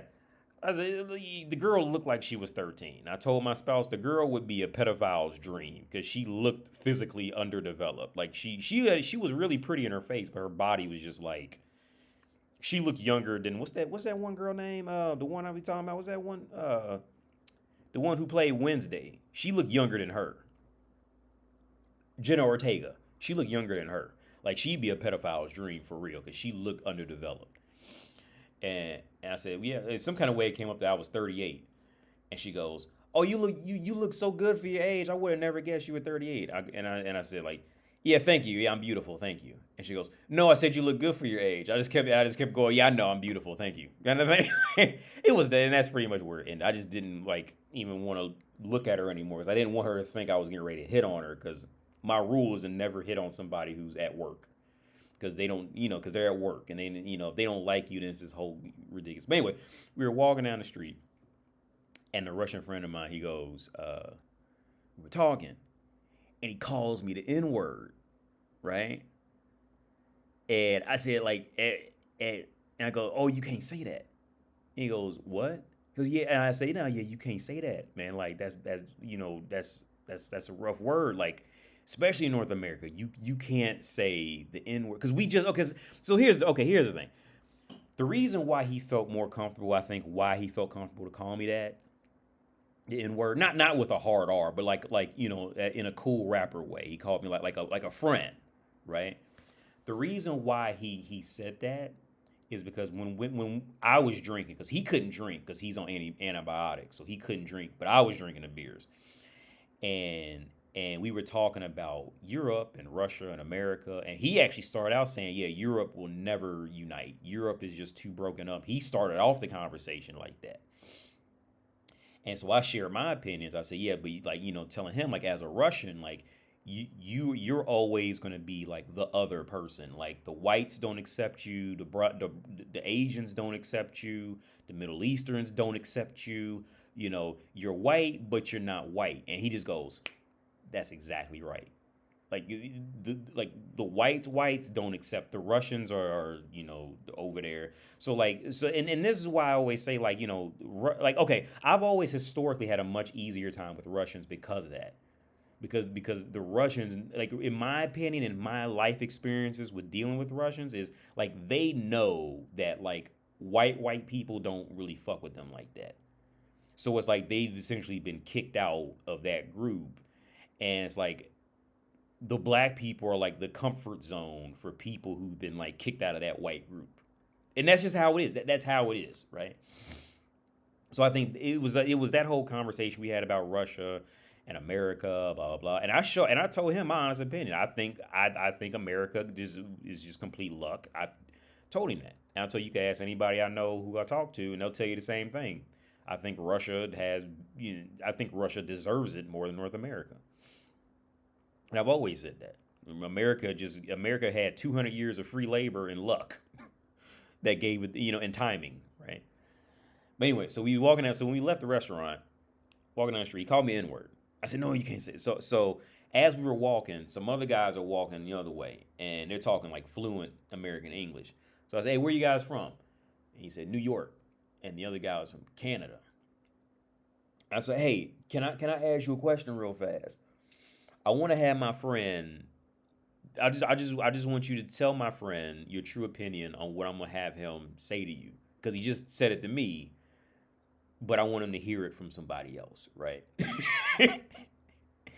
So I said, just to be clear, this isn't some type of, I'm not pranking you to record your reaction or anything. It's nothing like that, but it's a sensitive topic, right? And so I said, I bet you can probably tell where it's going. It's going towards something racial. And they go, okay. And I could see him starting to get a little uncomfortable. But I'm trying to make it clear, I'm not trying to I'm not trying to secretly call him racist or anything like that. So I go, okay.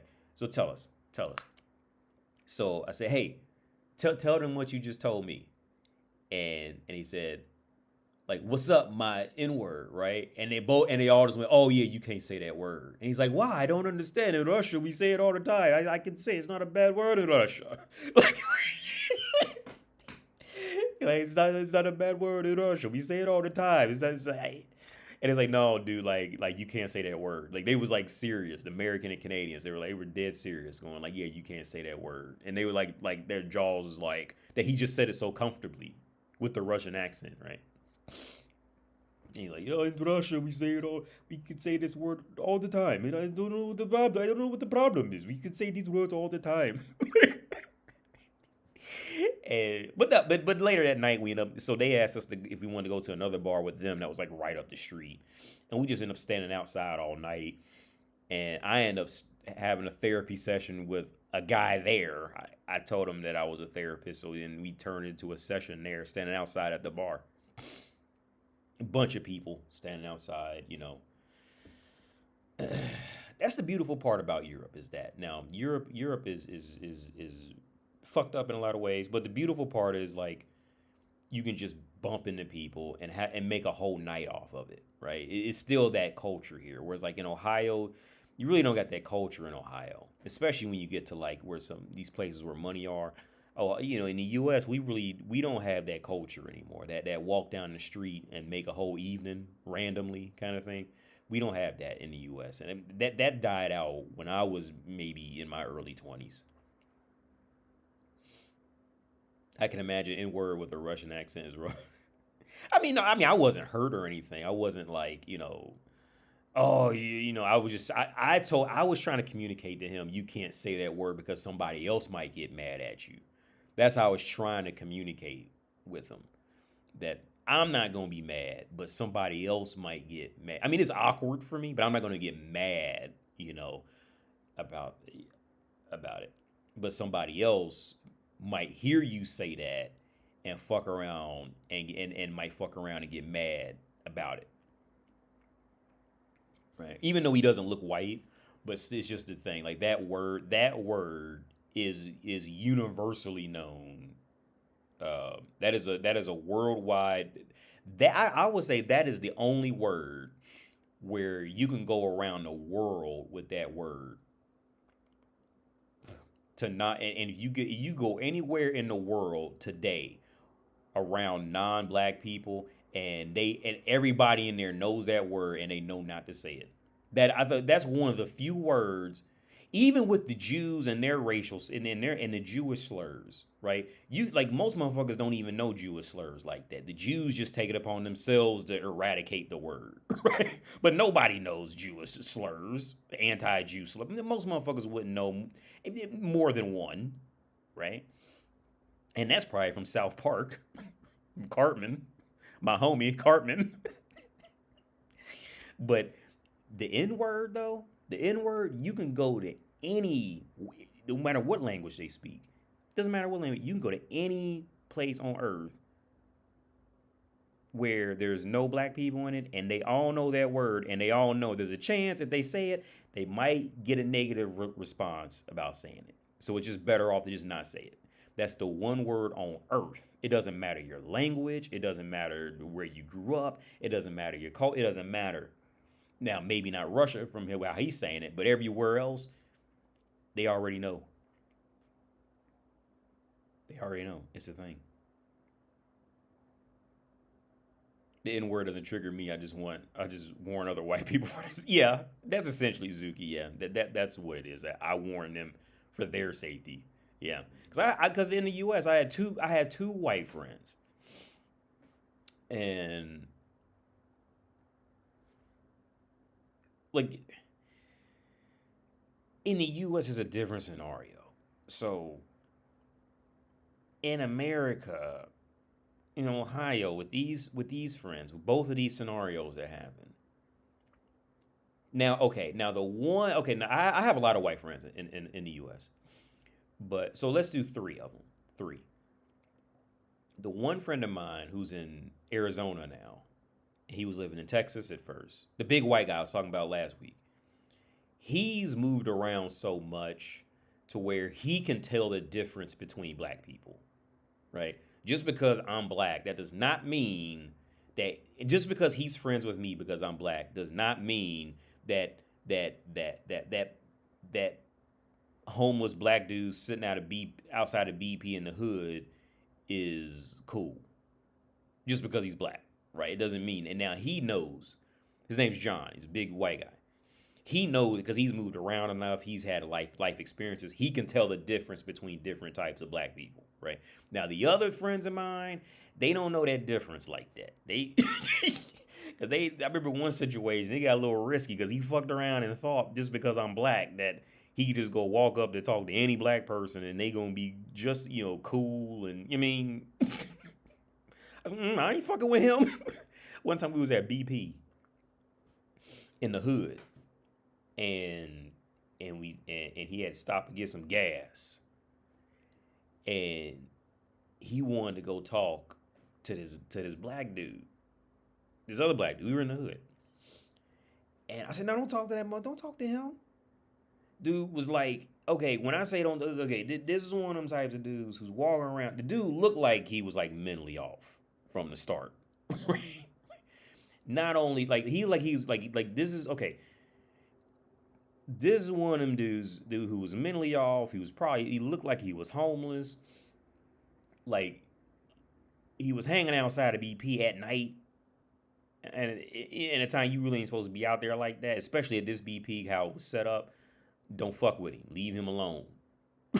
Like you just know, is you better off if he don't bother you, you definitely don't bother him, and you just keep going, right? And he was trying to talk to him, trying to ask him a question and all this shit. I'm like, no, shut the fuck up. I'm in the car. Like, don't bring that motherfucker over here.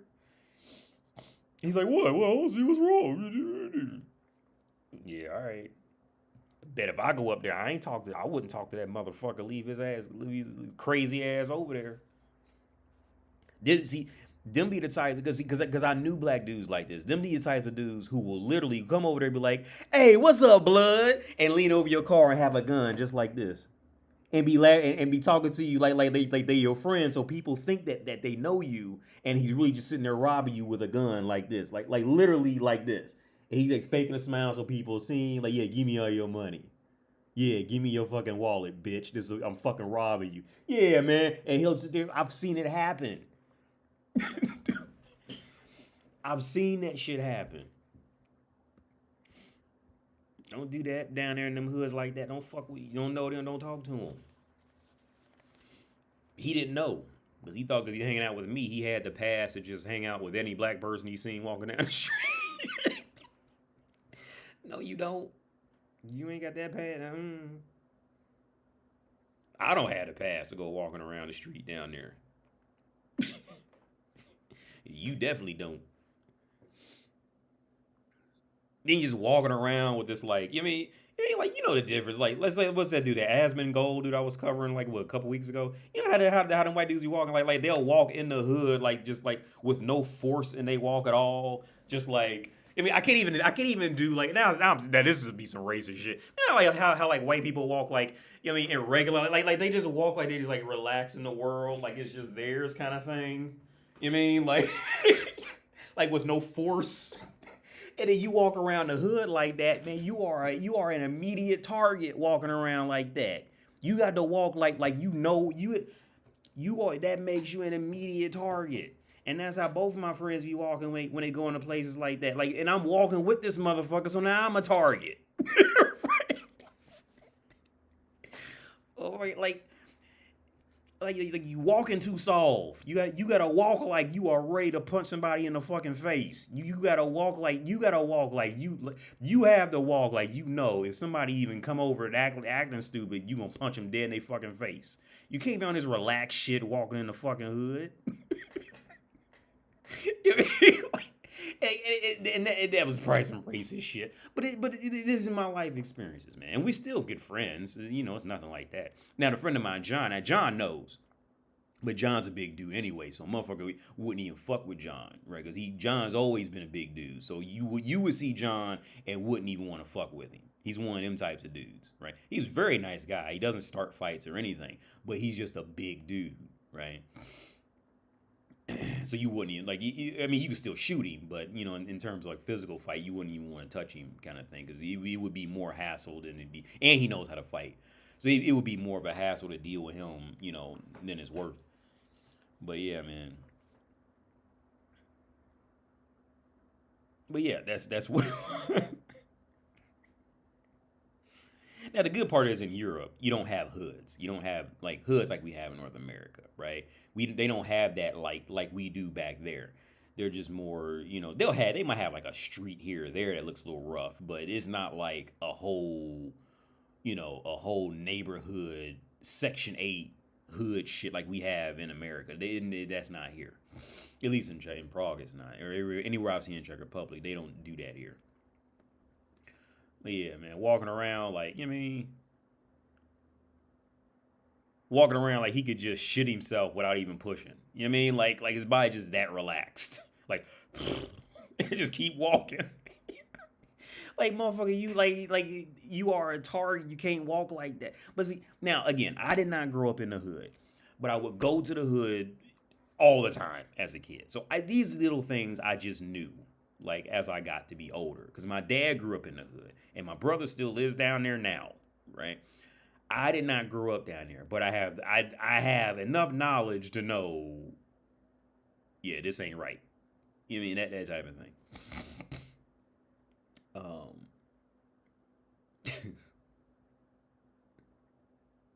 because I remember going to them daycare. I went to was it Emmanuel Center? They built it up. Let's look up Emmanuel Center. They built it up now. It didn't used to look this nice.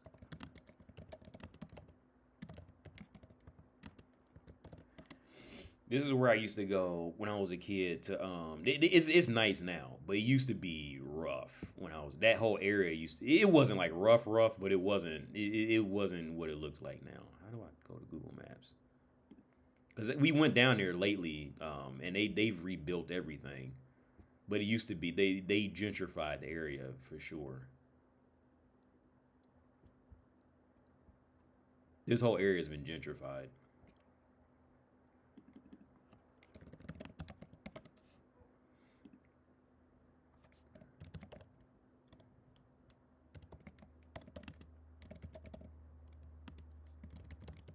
Race Street, yeah, here it is. So yeah, the park was across the street. All this has been built up now, but it used to be like okay, this area was never like too bad. Yeah, that's it right there. Because I remember that because we used to have to line up at these fences. These fences were always there, but they built up like all, and they even got like a little tram line now. Like it's nice now. Like see, all this wasn't. See, this shit was not absolutely not there when I was a kid. They built up all this. This park was always here. I remember because we used to go out here and walk around the corner. See, all this has been gentrified. It looks much nicer. It looks a little rough, but it's much nicer than it was when I was a kid. And that's why I used to go to day camp with them old ass basketball gyms and shit. Certain black people don't hang around with also like the hood thug archetypes. Yeah, I'm not a thug at all. I'm not. I remember one time, one of my friends. So the part about the neighborhood where I grew up in, where I went to high school at, was that it was a nice neighborhood. Um, the houses out there had all been built. You know, we had the house when we moved in that house. My dad had that house built there. Those and they're not none of those houses are terribly old or anything. So the neighborhood where I grew up in my high school years was an area, and all that area there, like all the high schoolers in that area was a come up area. So it was a lot of people in that area, like my dad, or like or you know people's brothers, sisters. They all came from the hood and came out there and moved into these complexes. Now, just real quick. So my area was still a blue collar area, but it looked nice, but it was a blue collar area. Now the further north you would go, if you know Ohio, the area like Lakota West, look the Lakota West and Lakota East schools, those were the areas where like, okay, yeah, see them people ain't never been to no hood. Those people don't even know where the hood is. Out there in Lakota East and Lakota West, them schools, those are the schools where your parents are driving new nice cars all the time. You ain't nothing about no used car. I remember when I was in community college, I met one girl who said she grew up in a trailer park, in a trailer park home. I was like, what? No, yeah, right. And she goes, yeah, I grew up kind of rough in a trailer park. She showed me them trailers that she lived in. Them trailer parks that she lived in, I didn't even notice. There's trailer parks out there that are like luxury trailer parks. Like it's not what you think, like an M&M 8 Mile trailer park. These trailer parks, you got to be making six figures to even walk up in there. Right? He's like, yeah, I grew up rough. I grew up in a trailer park. That's out there in that Lakota East, Lakota West type shit. I mean, I'm sure there's probably some poor people walking around, but no, that. But anyway, yeah. So back to the original story. I grew up in an area that was mostly a come up area, right? Where I would say at least 80% of people employed were working blue collar jobs. or lower end white collar jobs. Like for example, like my mom was a social worker and my dad was a mechanic, right? So they both fit that. Let's just be real about it. They both fit that world, right? My mom did end up getting a really good job right when she got cancer. She did end up getting her. She ended up running a blind hospital right when she got cancer. She had worked her way up out of that shit. But where's I going? Oh yeah. So one time, so one of my friends, I say his name was Chaz. We used to make fun of Chaz. Chaz was I really did like Chaz. Chaz was really cool. We used to make fun of Chaz because Chaz had red hair. He was a black dude. He was a light-skinned black dude who had a red afro. And I'm not making this shit up. and when we would play, because we would play outside, we used to make fun of his voice. Because my other friend has a real specific name, so I'm not gonna say his name. But he used to imitate Chaz's voice. He used to go, "My name's Chaz," because his voice was real high when he was younger, right? And he used to make fun of his voice, like, "Hey, my name's Chaz," yeah, because he said, "Yeah, man." Like, he was almost like a Chris Tucker kind of voice, almost like a Chris Tucker kind of voice, like, "Yeah, man." You know, Chris Tucker talk like, "Yeah," it's that naturally lighter tone kind of thing, right? Well, Chaz had an older brother named Greg, and everybody liked Greg. You had to like Greg. Greg was just one of those kind of guys. He got along with everybody. Everybody liked Greg. I don't know of anybody who could not like Greg. He was that type of dude, right? Chaz was cool too, but Greg was like, everybody liked Greg. He was just cool. He could play basketball. Everything about him was just cool. You had to like him. Well, anyway, they were a come up family too. And Greg had gone to go live down in the hood, right? And he was in like a rough part. So one time, me and another friend of mine, his name was Fred. Me, Fred, and a few other people went down there to go see him in a rough part of the hood, right? And we just walking around and we starting to get eyeballed like you don't belong here. Like we was getting ready to get fucked up. Like if Greg hadn't come out and got us, we was getting ready to get got, right? Because we didn't belong there, right? It's one of them things, right? We didn't know anybody from there, that kind of thing, right? We was in a rough part of the hood. I remember we was walking, and we was walking, looking for Greg's address where he was at, and we couldn't find it. I remember like every time we would just walk, like people would just kind of like they would just kind of stop and just stare at us, right?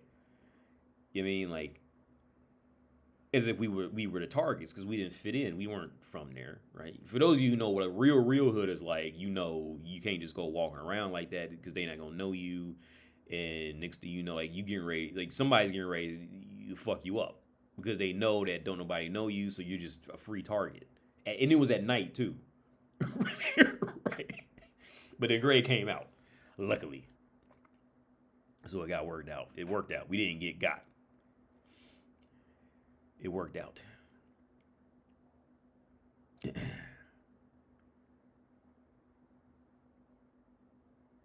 Oh, yeah, man.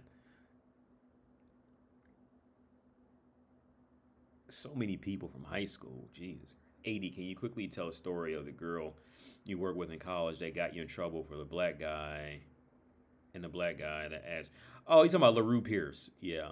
That fucking asshole who tried to make me say that I grabbed this. Okay, he tried to make me say that I grabbed this girl's ass, even though he had video footage that said that he had video footage of the whole time. But he had video footage, and then because the girl had 3 eyewitnesses.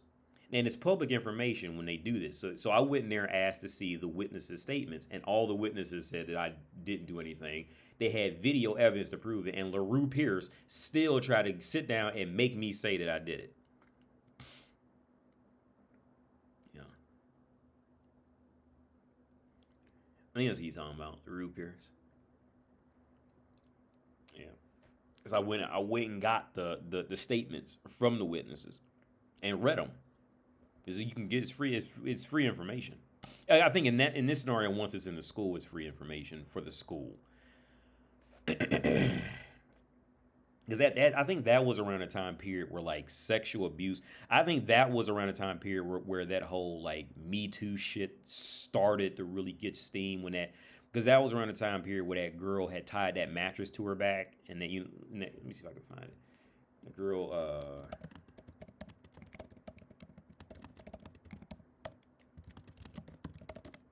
it was around this time period where this girl was walking around and she tied a mattress to her back because she was saying how she got like sexually abused and nobody believed her or something. Yeah.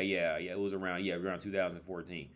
This was what started that whole Me Too movement and all that, right? So it was part of that whole LaRue Pierce situation was probably just trying to just like make a name for himself for catching a sexual predator at school or something like that. This was the early beginnings of that whole like Me Too. If a woman said it, then she must just be right kind of thing. There's no questioning it. This was what started it. This is what started that whole Me Too movement. If a woman just said it, then she must be right. And if you disagree with her, now you're complicit with rape. This was what started it. Now I don't know if the girl was actually sexually abused or not. I have no idea.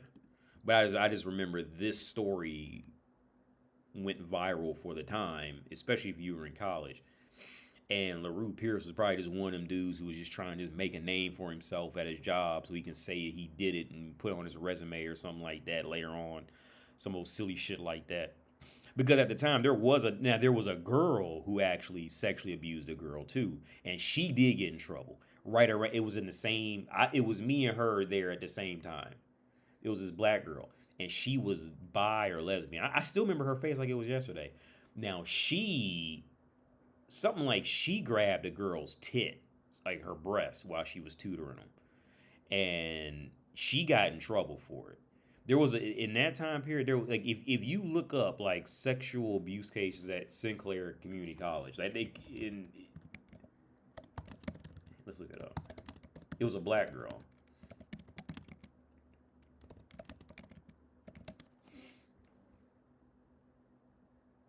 You probably won't be able to find it. Let's see.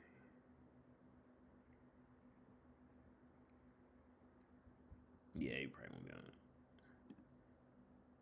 This looks like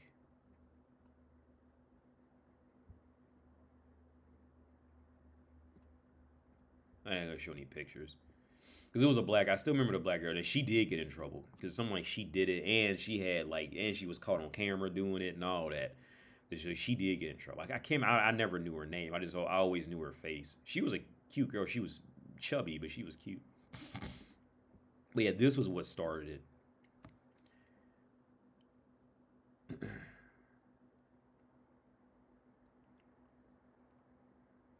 Is that why you should not date a woman you work with? Well, no, man. The reason why I say you shouldn't date a woman you work with is because, that too, but also there's just so many ways that can just like flip against you.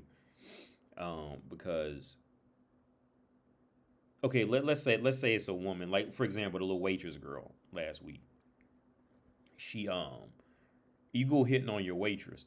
Okay, well, like I told the friend of mine, the Russian dude, I said, look, dude, we were probably the eighth group of guys in there who was staring at her, like, and she knows it, right?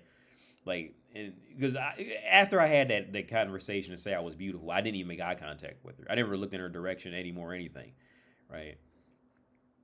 And I think he kind of wanted to talk to her, because it was a girl who was talking, you know, that thing. But she's at work. Now it's gonna start this whole because now okay, because she's gonna go back. Okay, either she's gonna go back to her coworkers and talk about it, or her coworkers will have seen it and they gonna talk about it when she goes back over there and all that shit like that. And honestly, just that's just not, in my opinion, that's just not worth. Um, it's just not worth any of that complication. But again, I'm in Europe now, so like you can just walk down the street and just go to a bar with people standing outside and just start talking to people and end up being there for hours, right? So you like the social setting over here is just a different social setting. In America, you just don't even have that option. like that. For most places you're gonna be. It's like in America, it's just it's a different culture, different mentality. But even in with it being North America, I still wouldn't recommend it. Um, because it could just jump super awkward real fast, just depending on how the woman felt that day, right? Because okay, because here's why is this whole thing like of people desperate for girlfriends and shit like this. I'm not saying you're desperate for girlfriends, but this whole like modern phase of men, mad about dating world and all this, like I think a lot of times they just didn't experience life before this modern situation. Because okay, when you deal with a woman, you got to work with, right? Depend on how that woman feels. She's always gonna blame you for whatever happened, right? So let's say the woman really liked you. Let's say you was working with a woman, or the woman was at work. Let's say a girl from last week. Let's say she really liked me, right? And now if I don't approach her and say something and make the first move and be courageous, well, now I'm a weak dude. I'm not making the first move. I must have didn't really like her that much because I'm not courageous, right? But now let's say the girl didn't like me and she was just trying to be nice because she's at work, and I make a move. Well, now I'm a guy who likes her, and I'm staring at her, and she didn't think I took no very well, so now she's a little afraid to be alone if I come walking past the door. Now she's got to go tell her coworkers and all this, and now they're going to be standing by the door waiting for me to leave and all this awkward shit. And see, and this is why the games is like the dating world has just grown to be just so fucked up, because as a man, like you can't read that woman's mind, right? That woman may have really liked me, but she could have been shy and really been wanting me to approach her. I don't know that. So if she like turned shy, I take it as, oh, okay, well, she's shy, I'm not talking to her. Now she could blame me for not approaching her, right? If we meet like 6 months later or something like that, or through friends of friends, So it's the game where, like, in my opinion, I just don't think the game's worth playing, because it's just too much that can go wrong simply based off of how she just felt in that 14 seconds of conversation, right? It's just not worth the risk. Like a woman is just not worth it. And I really wish more men would accept. Not speaking to you, but I really wish more men around the world would accept it. And I'm gonna let you go on this. It's this whole concept that a man is always supposed to want a woman and desire a woman.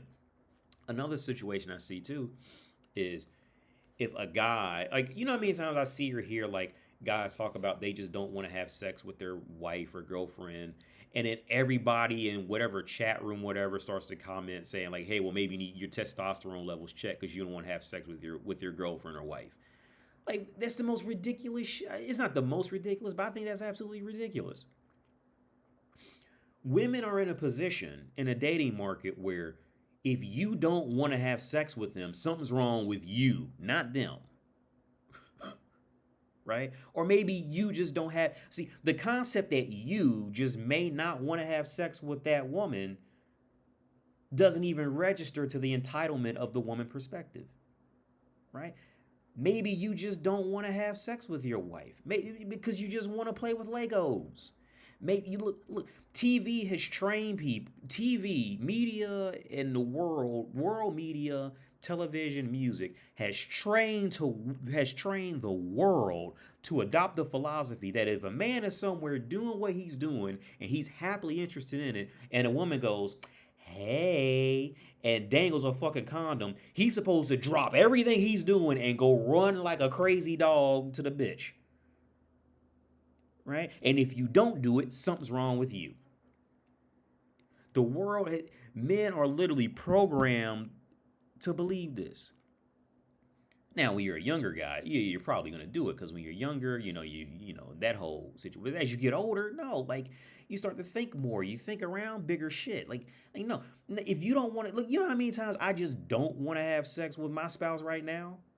Like, there's been times where we have literally gone weeks without having sex. Probably months. Because I just don't want to. It's not, and I tell her, look, it's nothing that she did. It's nothing that she particularly did, right? I just don't want to. I just have other things I'm interested in, whether it's a video game or it's reading a book or it's going to go make a knife with a blacksmith friend of mine. Whatever. Maybe I'm just into working out. I just don't want, like, there's nothing wrong with the option of a man saying I just. But yeah, if you go on any social media or anything like that and say that, oh, you must hate women now. That's insane. That's crazy. You know how many men are now who talk themselves and thinking that they got to be on Viagra, or they must be depressed, or they got to get their testosterone checked because they don't want to fuck their wife right now? Dude, you just don't want to fuck her. It's okay. Just like your wife doesn't want to fuck you. Yeah, it's okay for it to go both ways. It's totally fine. I think it's gross I think it's disgusting how society just, I forget what the condition. It's the mental condition. It's called like women angel condition or something like that.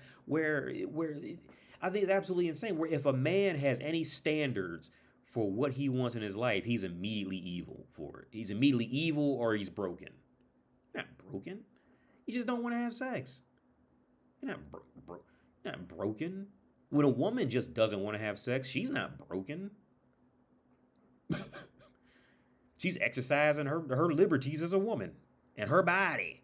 But if a man doesn't want to have sex with a woman or turns a woman down, well, women can never handle rejection well. But if you go out and start talking to just some regular ass men about it, oh, they'll jump on that bandwagon. Yeah, you gotta get your testosterone checked and all that. No, you don't.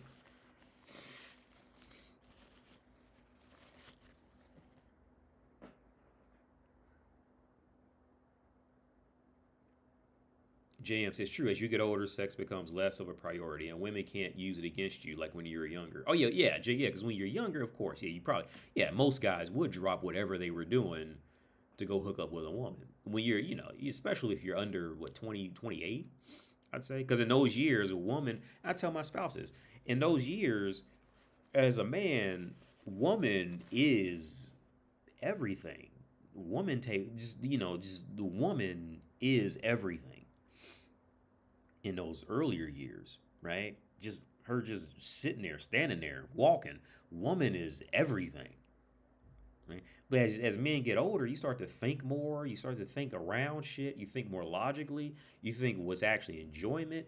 Like for me, for example, you know why I would rather jack off a lot of times? Is because I think about all this. If I think about having sex, now I gotta think about all this energy I'm getting ready to use. I gotta think about all the fluids you gotta clean, dry, wipe off, and all this shit. I'm like, do I really want to do all that, or do I just want to just jack off real fast and go off about my day? It's just easier to jack off. As I'm just in the mood to get physical like that. Like, but again, now I guarantee you, if you go out in the world or it's like on some Reddit or something and say that, oh, something's wrong with you. As a man, they'll jump on you quick for that, just because you just don't want to have sex with a woman. You're abusing her. You're controlling. You're controlling and abusive.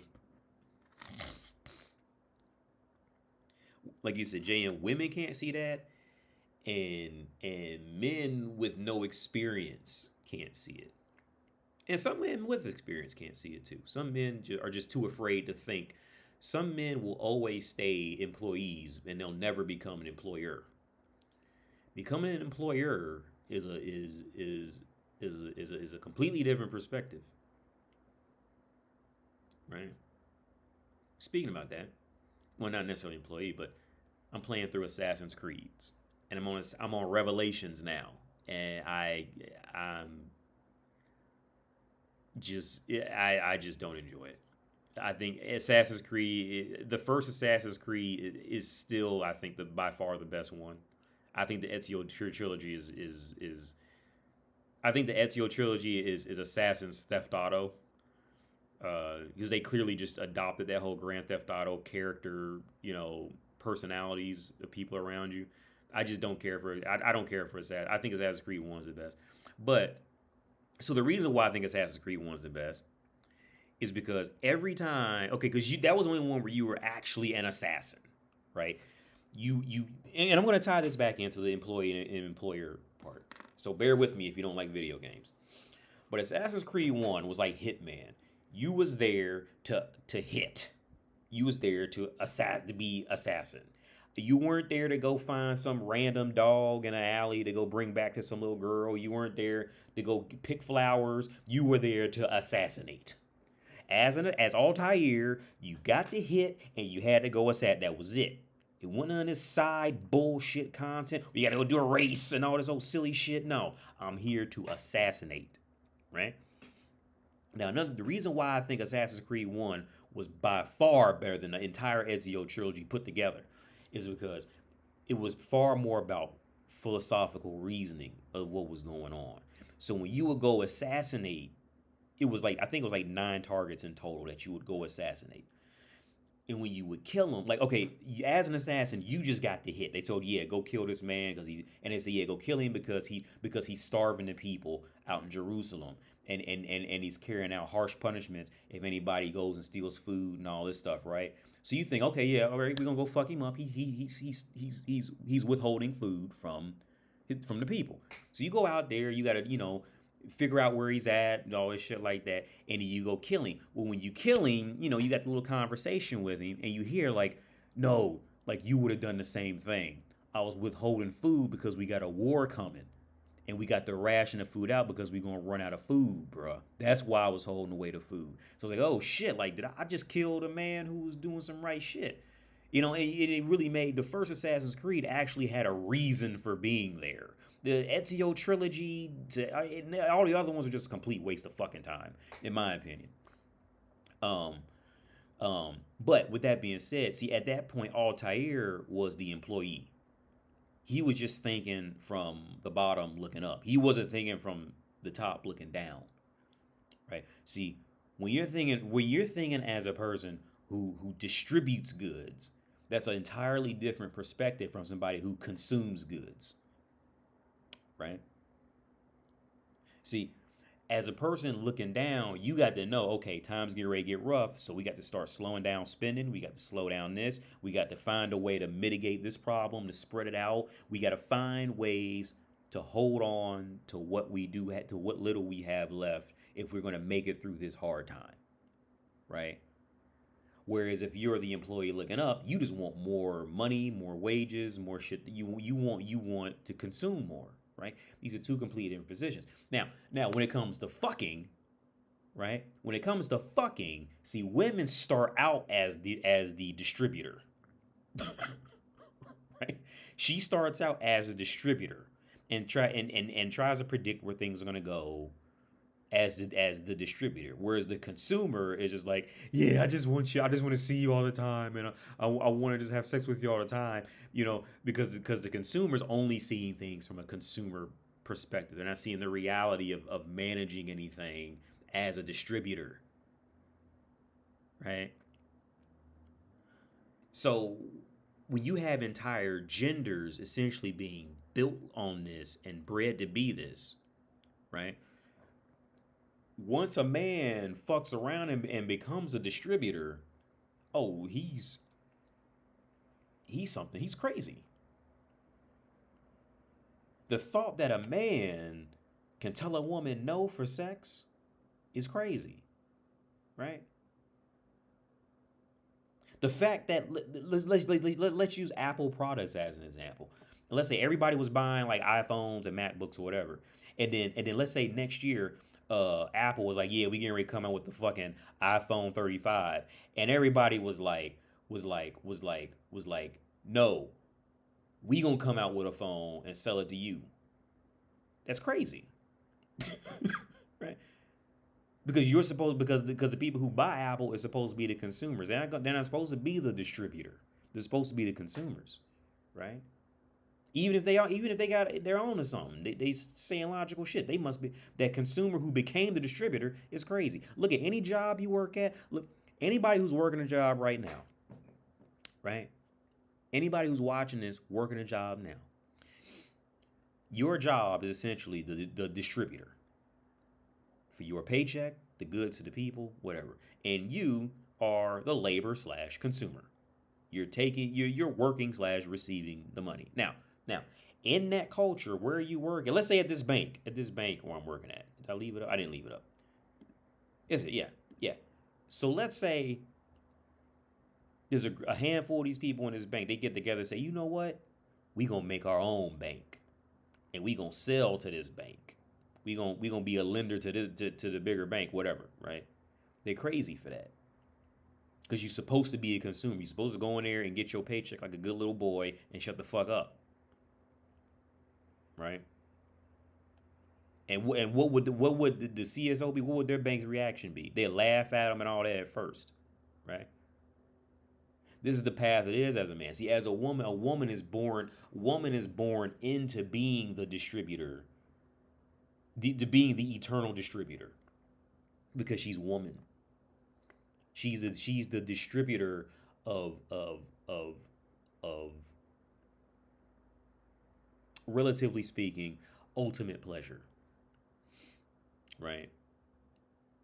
Because no matter how many sports cars you drive, no matter how many airplanes you fly, the overall human function for maximum pleasure is to have sex with a beautiful woman as a man, as a heterosexual man, right? That is it. So with that logic, woman is the distributor. She's born into that. So when a man fucks around and says, "Nah, I'm all right," it's shocking to her. It's like, is what, huh? This ain't no. Now some women fall up underneath it immediately. Others just get mad at you. You never know what reaction you're gonna get. But yeah, that's just how it is. But yeah, back to the original topic of this whole situation. Like men got to get checked. That something must be wrong with you. Nothing's wrong with you. You just don't. You're tired of that woman, and you might be tired of her for a month, 6 months, a year. You never know. It's okay to be tired of people.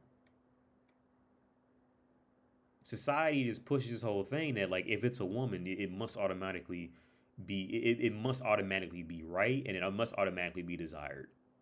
Especially if it's a pretty woman. The prettier she is, the more that logic is pushed. On a social level, you're not even socially allowed to be tired of her.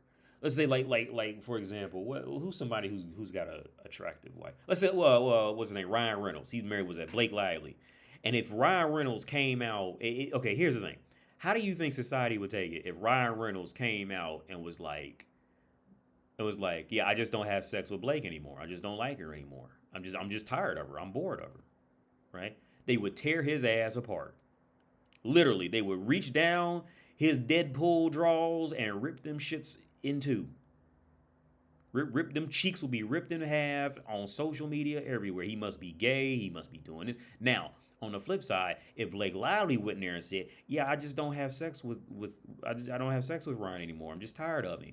You go, girl. Well, you don't control your body. Go find shit like that. She'd be praised for it, right? I don't think there's nothing wrong with either one of them. Maybe they just get tired of each other. But the whole concept of if a man doesn't want to have sex with a woman, that something must be wrong with him. I just think that's ridiculous. Oh yeah, he must be gay. Yeah, he must be gay if you don't want to have sex with her.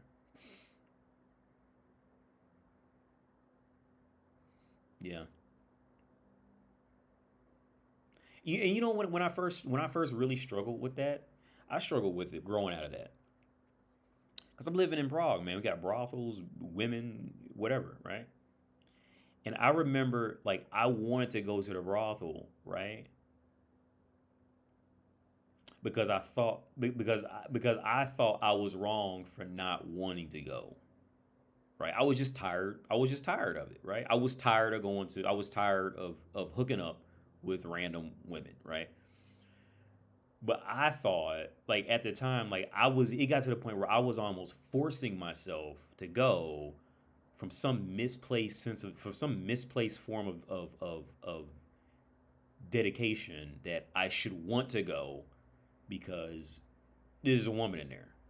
When I really would have been happier just, playing a video game or something like that. And I remember I struggled with that. And I'll be honest with you, I struggled with that for weeks. For weeks.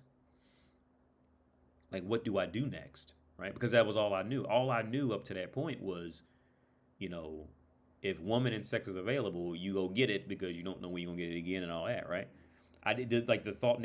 See, and that's the thinking. That's an employee way of thinking, right? Because to think out of that means imminent fear, potential fear, because you don't know when you're going to have another pussy or job, right? See, when you become a boss, or you become an owner, that's a whole different level of thought. Women are born into being a boss and an owner of pussy, right? They're born into that. But like as a man, most men have to work their way out of being an employee to being an owner. Women are born into being an owner and then end up being an employee later. But I struggled with that for weeks. See, when you're a boss, when you're leading something, you don't when you're a boss and you're leading something, you don't know from one day to the next when that vital blow might hit. Right? When you're an employee, you're just showing up to receive a check. You're showing up to do some work to receive a check, and you better have your check on time, and that's it. That's all you got to think about. The game BioShock Infinite touched on this, where you slowly dive deeper into the working class in it, and they're mopping the floors to the beat. I mean, I'll try to find it. They're mopping the floors to the beat, and the boss is saying, "Yeah, why would you ever want to own your own life? Happiness is just going to work and getting a check. Happiness is just waiting for somebody to hand you something. Why ever try to build up out of this?" Right? Let me see if I can find it. That wasn't exactly what he said, but if I can find it.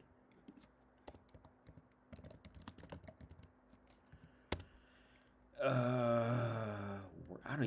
It's probably. I'll be very lucky if I can find it. But it was this part where they were outside like mopping the floor to the beat, and they were like talking them into just being good workers the whole time.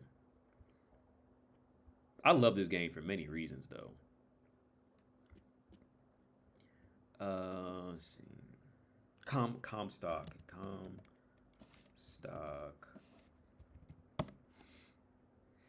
I love this game for many different reasons, and all the reasons have nothing to do with it being BioShock. Being BioShock was the least interesting part of it, because it wasn't really people say it really wasn't a BioShock game, and it wasn't. But the philosophies and the speeches that were given in it, I don't know how to find it. Like I said, it would have been a really lucky situation if I were to find it.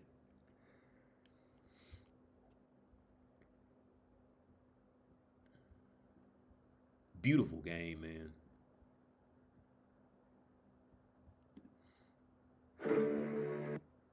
Robert Lutece. The two began communicating. But anyway, let's just go because I like talking about this game. So like when you start the game off, you there was a city built in the sky, right? And you, the main character, I forget why you even go up there originally, but it's just this heavenly place, right? So it's just this beautiful place. There's no worry. Everybody's dressed nice, blah blah blah. And then you slowly dive deeper into like the working class, right? Because first it's like perfect streets, everything's perfect, blah blah blah blah, everything's clean, blah blah. And because it tackles race issues, right? Because then you see like the bathrooms, and then the bathrooms they have like colored bathrooms, and let's see.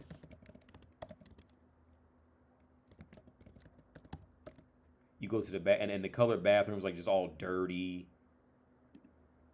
I must take any task with more than the slightest complexity, or they simply leave it in ruins for me to clean up later. Oh, hello, sir. Don't you pay me no never mind?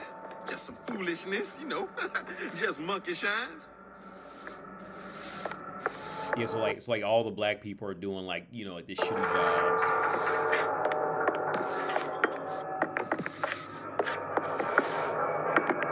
Oh yeah.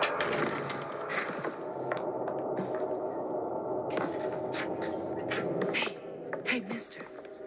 We'd like to help you. Do I know you? Back at the lottery, without you, we wouldn't have gotten away.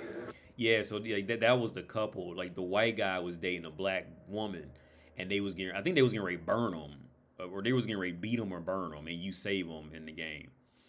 But yeah, then you go to like, and then you go to like the white bath. So here's like the black bathrooms, the colored people's bathrooms. They're just all dirty.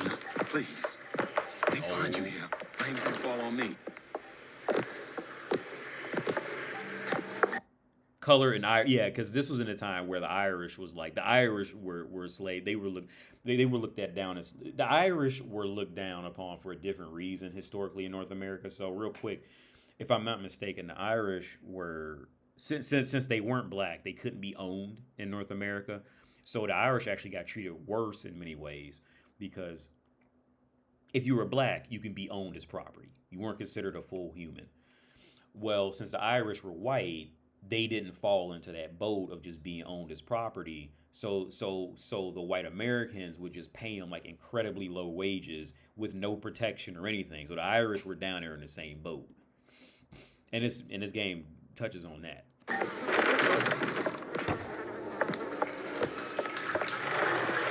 Yeah, it's saying you go like the white, it's like perfectly, it's just beautiful. And their shit's like all. That's fucked up, man.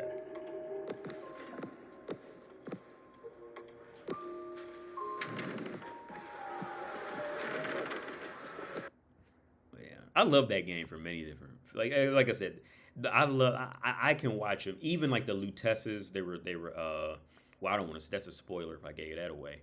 Like everything about that game is just like that game from a lore standpoint. A lot of people didn't like it, and understandably so, because if you liked BioShock, it really wasn't a BioShock game in the sense of like survival, that kind of thing. But it was a great game because of the story and the lore that it held up and explained. There was some, fucked up loopholes in it, but for the most part, it was just very great storytelling. It's one of those games like I wish I could experience it again for the first time. Parody account. I never played it. Well, yeah. Here's the thing: if you play it, don't play it as a BioShock game. Just play it as a first person shooter. Don't play it with the thoughts of BioShock because it'll probably ruin it. Because I never cared for BioShock, so that's why I like. I mean, but no, BioShock was really good. I just don't care for horror kind of games. I don't like to be. I say that, and I'm actually playing Prey right now. I say BioShock was like a more extreme version of Prey. I'm playing Prey now. The Bethesda game. And it's really fun, actually. I really enjoy it. And I'm finishing Assassin's Creed Revelations now, which is, oh, God. I'll just say Assassin's Creed isn't for me. But the storytelling in Assassin's Creed is just so piss poor bad to me. No Assassin's Creed game should be longer than 4 or 5 hours. They're at least just... They're at least just they should at least cut those games in half. Just the bloat in those games are just, and on top of that, the parkour just never worked right. It was just it's just never like it's a game. I'm surprised it's lasted this long, being in the state that it's consistently in. Now I played Origin. I really liked Origins. I never played Valhalla, or I want to try Valhalla because I never played that. But I played pretty much all the other ones except Valhalla, and I played Odyssey real fast, and I didn't last long in Odyssey either. But because after I started beating the other Assassin's Creed, then I started remembering, no, I actually did play a lot more of Assassin's Creed than I thought I did. Because I remember playing Syndicate. I still have Unity on Steam somewhere. I remember playing all those games when they came out. I remember I played 3, where you were the Indian dude. But the story, I just don't. Assassin's Creed, God, like, I think Assassin's Creed on a whole was just a big missed opportunity. I think Assassin's Creed is chronically stuck in the rotation of being just a big missed opportunity. Some people love it. I just don't. In terms of an actual game, in terms of being a functioning game, that game should be no higher than a 5 out of 10, in my opinion. It should be no higher. than a 5 out of 10. Because you never really feel comfortable with him. You never really feel like you're in control of the character when parkouring. It's just never right. You never played a BioShock? Okay. Well, here's the thing. BioShock 1 was really good. It's just a little bit too much horror for me. To just creepiness. I don't really say it's not really horror, but just like creepiness. But it has a great story too, though, and I did play through it when it came out on Xbox 360. I remember because I had the memory card for Xbox 360. I bought the arcade version of it. I didn't like BioShock 2. I just didn't care for I didn't even care for playing as a Big Daddy. I just didn't even. Big Daddy is like the big dude with the drill hand. He's scary as fuck in BioShock 1. Then you play as him in BioShock 2. I just didn't even care to play as a Big Daddy. But in BioShock Infinite, BioShock Infinite it's really just its own game. Just don't play Infinite. Don't even watch any. You really don't even have to know anything about the other BioShocks to really to get into Infinite. I mean, it would help to kind of understand like some of the contrast because BioShock, the original BioShock, was a city built in the underwater. And the contrast is that Infinite is actually a city in the clouds now. So it's a whole different vibe and setting. But you really don't have to know BioShock 1 to really get Infinite. You don't need it. You don't need that former knowledge at all. If I'm not mistaken, What do you think is the catalyst of a sort? Okay, I'll tell you. We just talked about this. Me and my spouse just talked about it. What do you think is a catalyst or source of sexless marriages? The source of sexless marriages is the man. Now, I'll say this is the man's fault. The source of, because it's ultimately the woman's job to follow. Every woman, Oprah to Olivia, every woman wants to follow. That's where she's the happiest. Every woman is the most happiest was when she's in second place. At best. But me and my spouse were just talking about this. The source of sexless, because we talked about our first date, and she remembers more about it than I do. She said that I asked her like pretty early on. She said that I told her that she remembered. She was standing right there. She told me.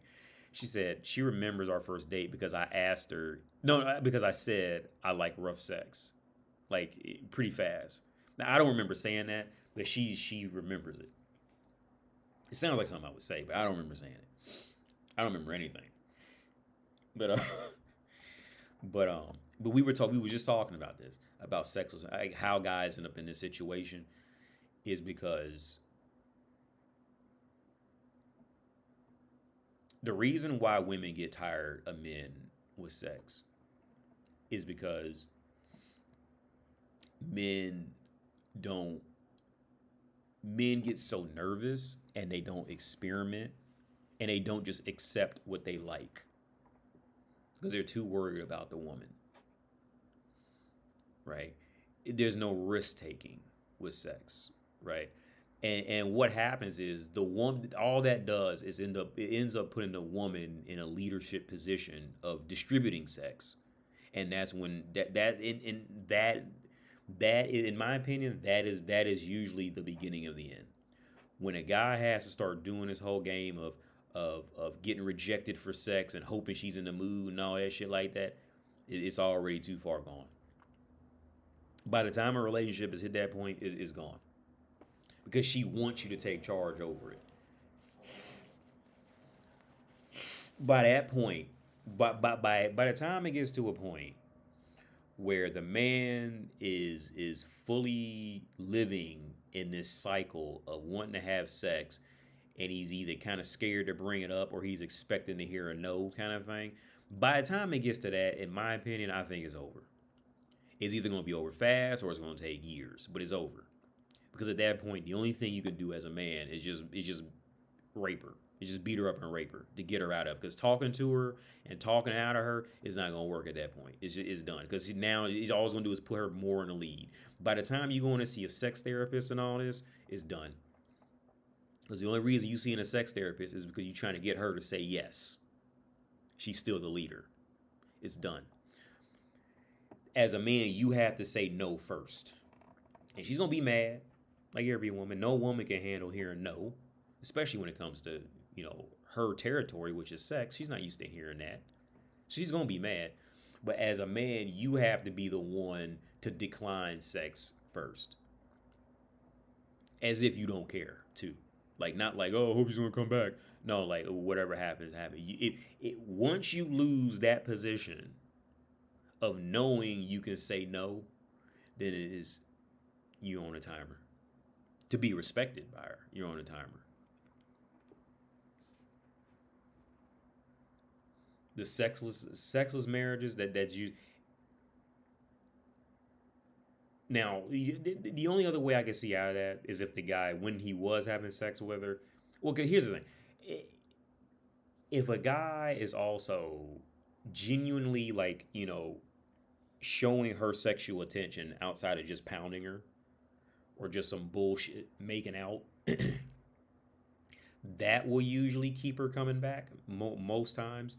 That like I said last week, if you just play, if you know how to play with her clit or do some sex kink or fetish that she's ashamed about with her or something like that, unless you're like making like a specific stamp in her life sexually, right?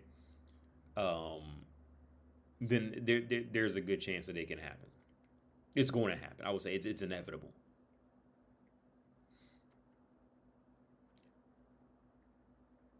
Guys have to become experimental because here's the thing: women are very rarely gonna open up what they want to experiment with. They're hoping that the guy will happen to either happen to align with her kink or develop another kink for her, right? But most women will not come to you and be like, yeah, I want you to throat fuck me, or I want you. Most women are not gonna come to you and say these things.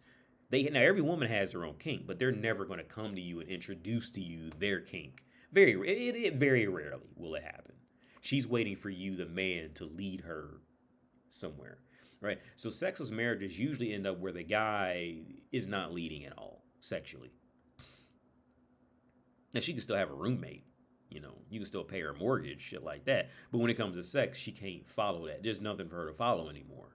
She's become the leader, so you're now a child to her. It's fucked up, but that's the reality. I remember the only time that's ever happened to me, and I'm not trying to say it's like I'm like amazing or anything, but the only time it's happened to me was with my ex-wife. This one time it happened where I tried to have sex with her one time and she said no. And to be fair, we had a little small child. She was probably tired, but let's just say it was the worst case scenario. Let's say she just didn't like me for whatever reason. And I remember I tried one more time, and then she was like, "No." I was like, okay. Then after that, I was like, "Okay, fine, whatever. I'll just jack off, go to a brothel, whatever." Right? And that lasted maybe a week, and we were laying in bed, and she just comes and just starts ripping my clothes off. Like literally, like on top of me, like against my will, like pulling down my pants kind of thing, right? Because she had tried to have sex with me after the last time she had told me no, and I told her no. And that's what, turned it back around. As a man, the better position would be for you to say no first. Right. It's still savable later, but it's still, you are still in a better position. You will always be in a better position in terms of fucking by telling a woman no first. Don't give her everything. Maybe not tell her no directly, but tell her no in some way, right? Maybe not directly, but just, I don't got time for you, whatever, some shit like that, right? You're always in a better position like that. Yeah, I'm gonna get out of here. It's 10:06. I didn't think I'd be on this long. I'm gonna let you guys go.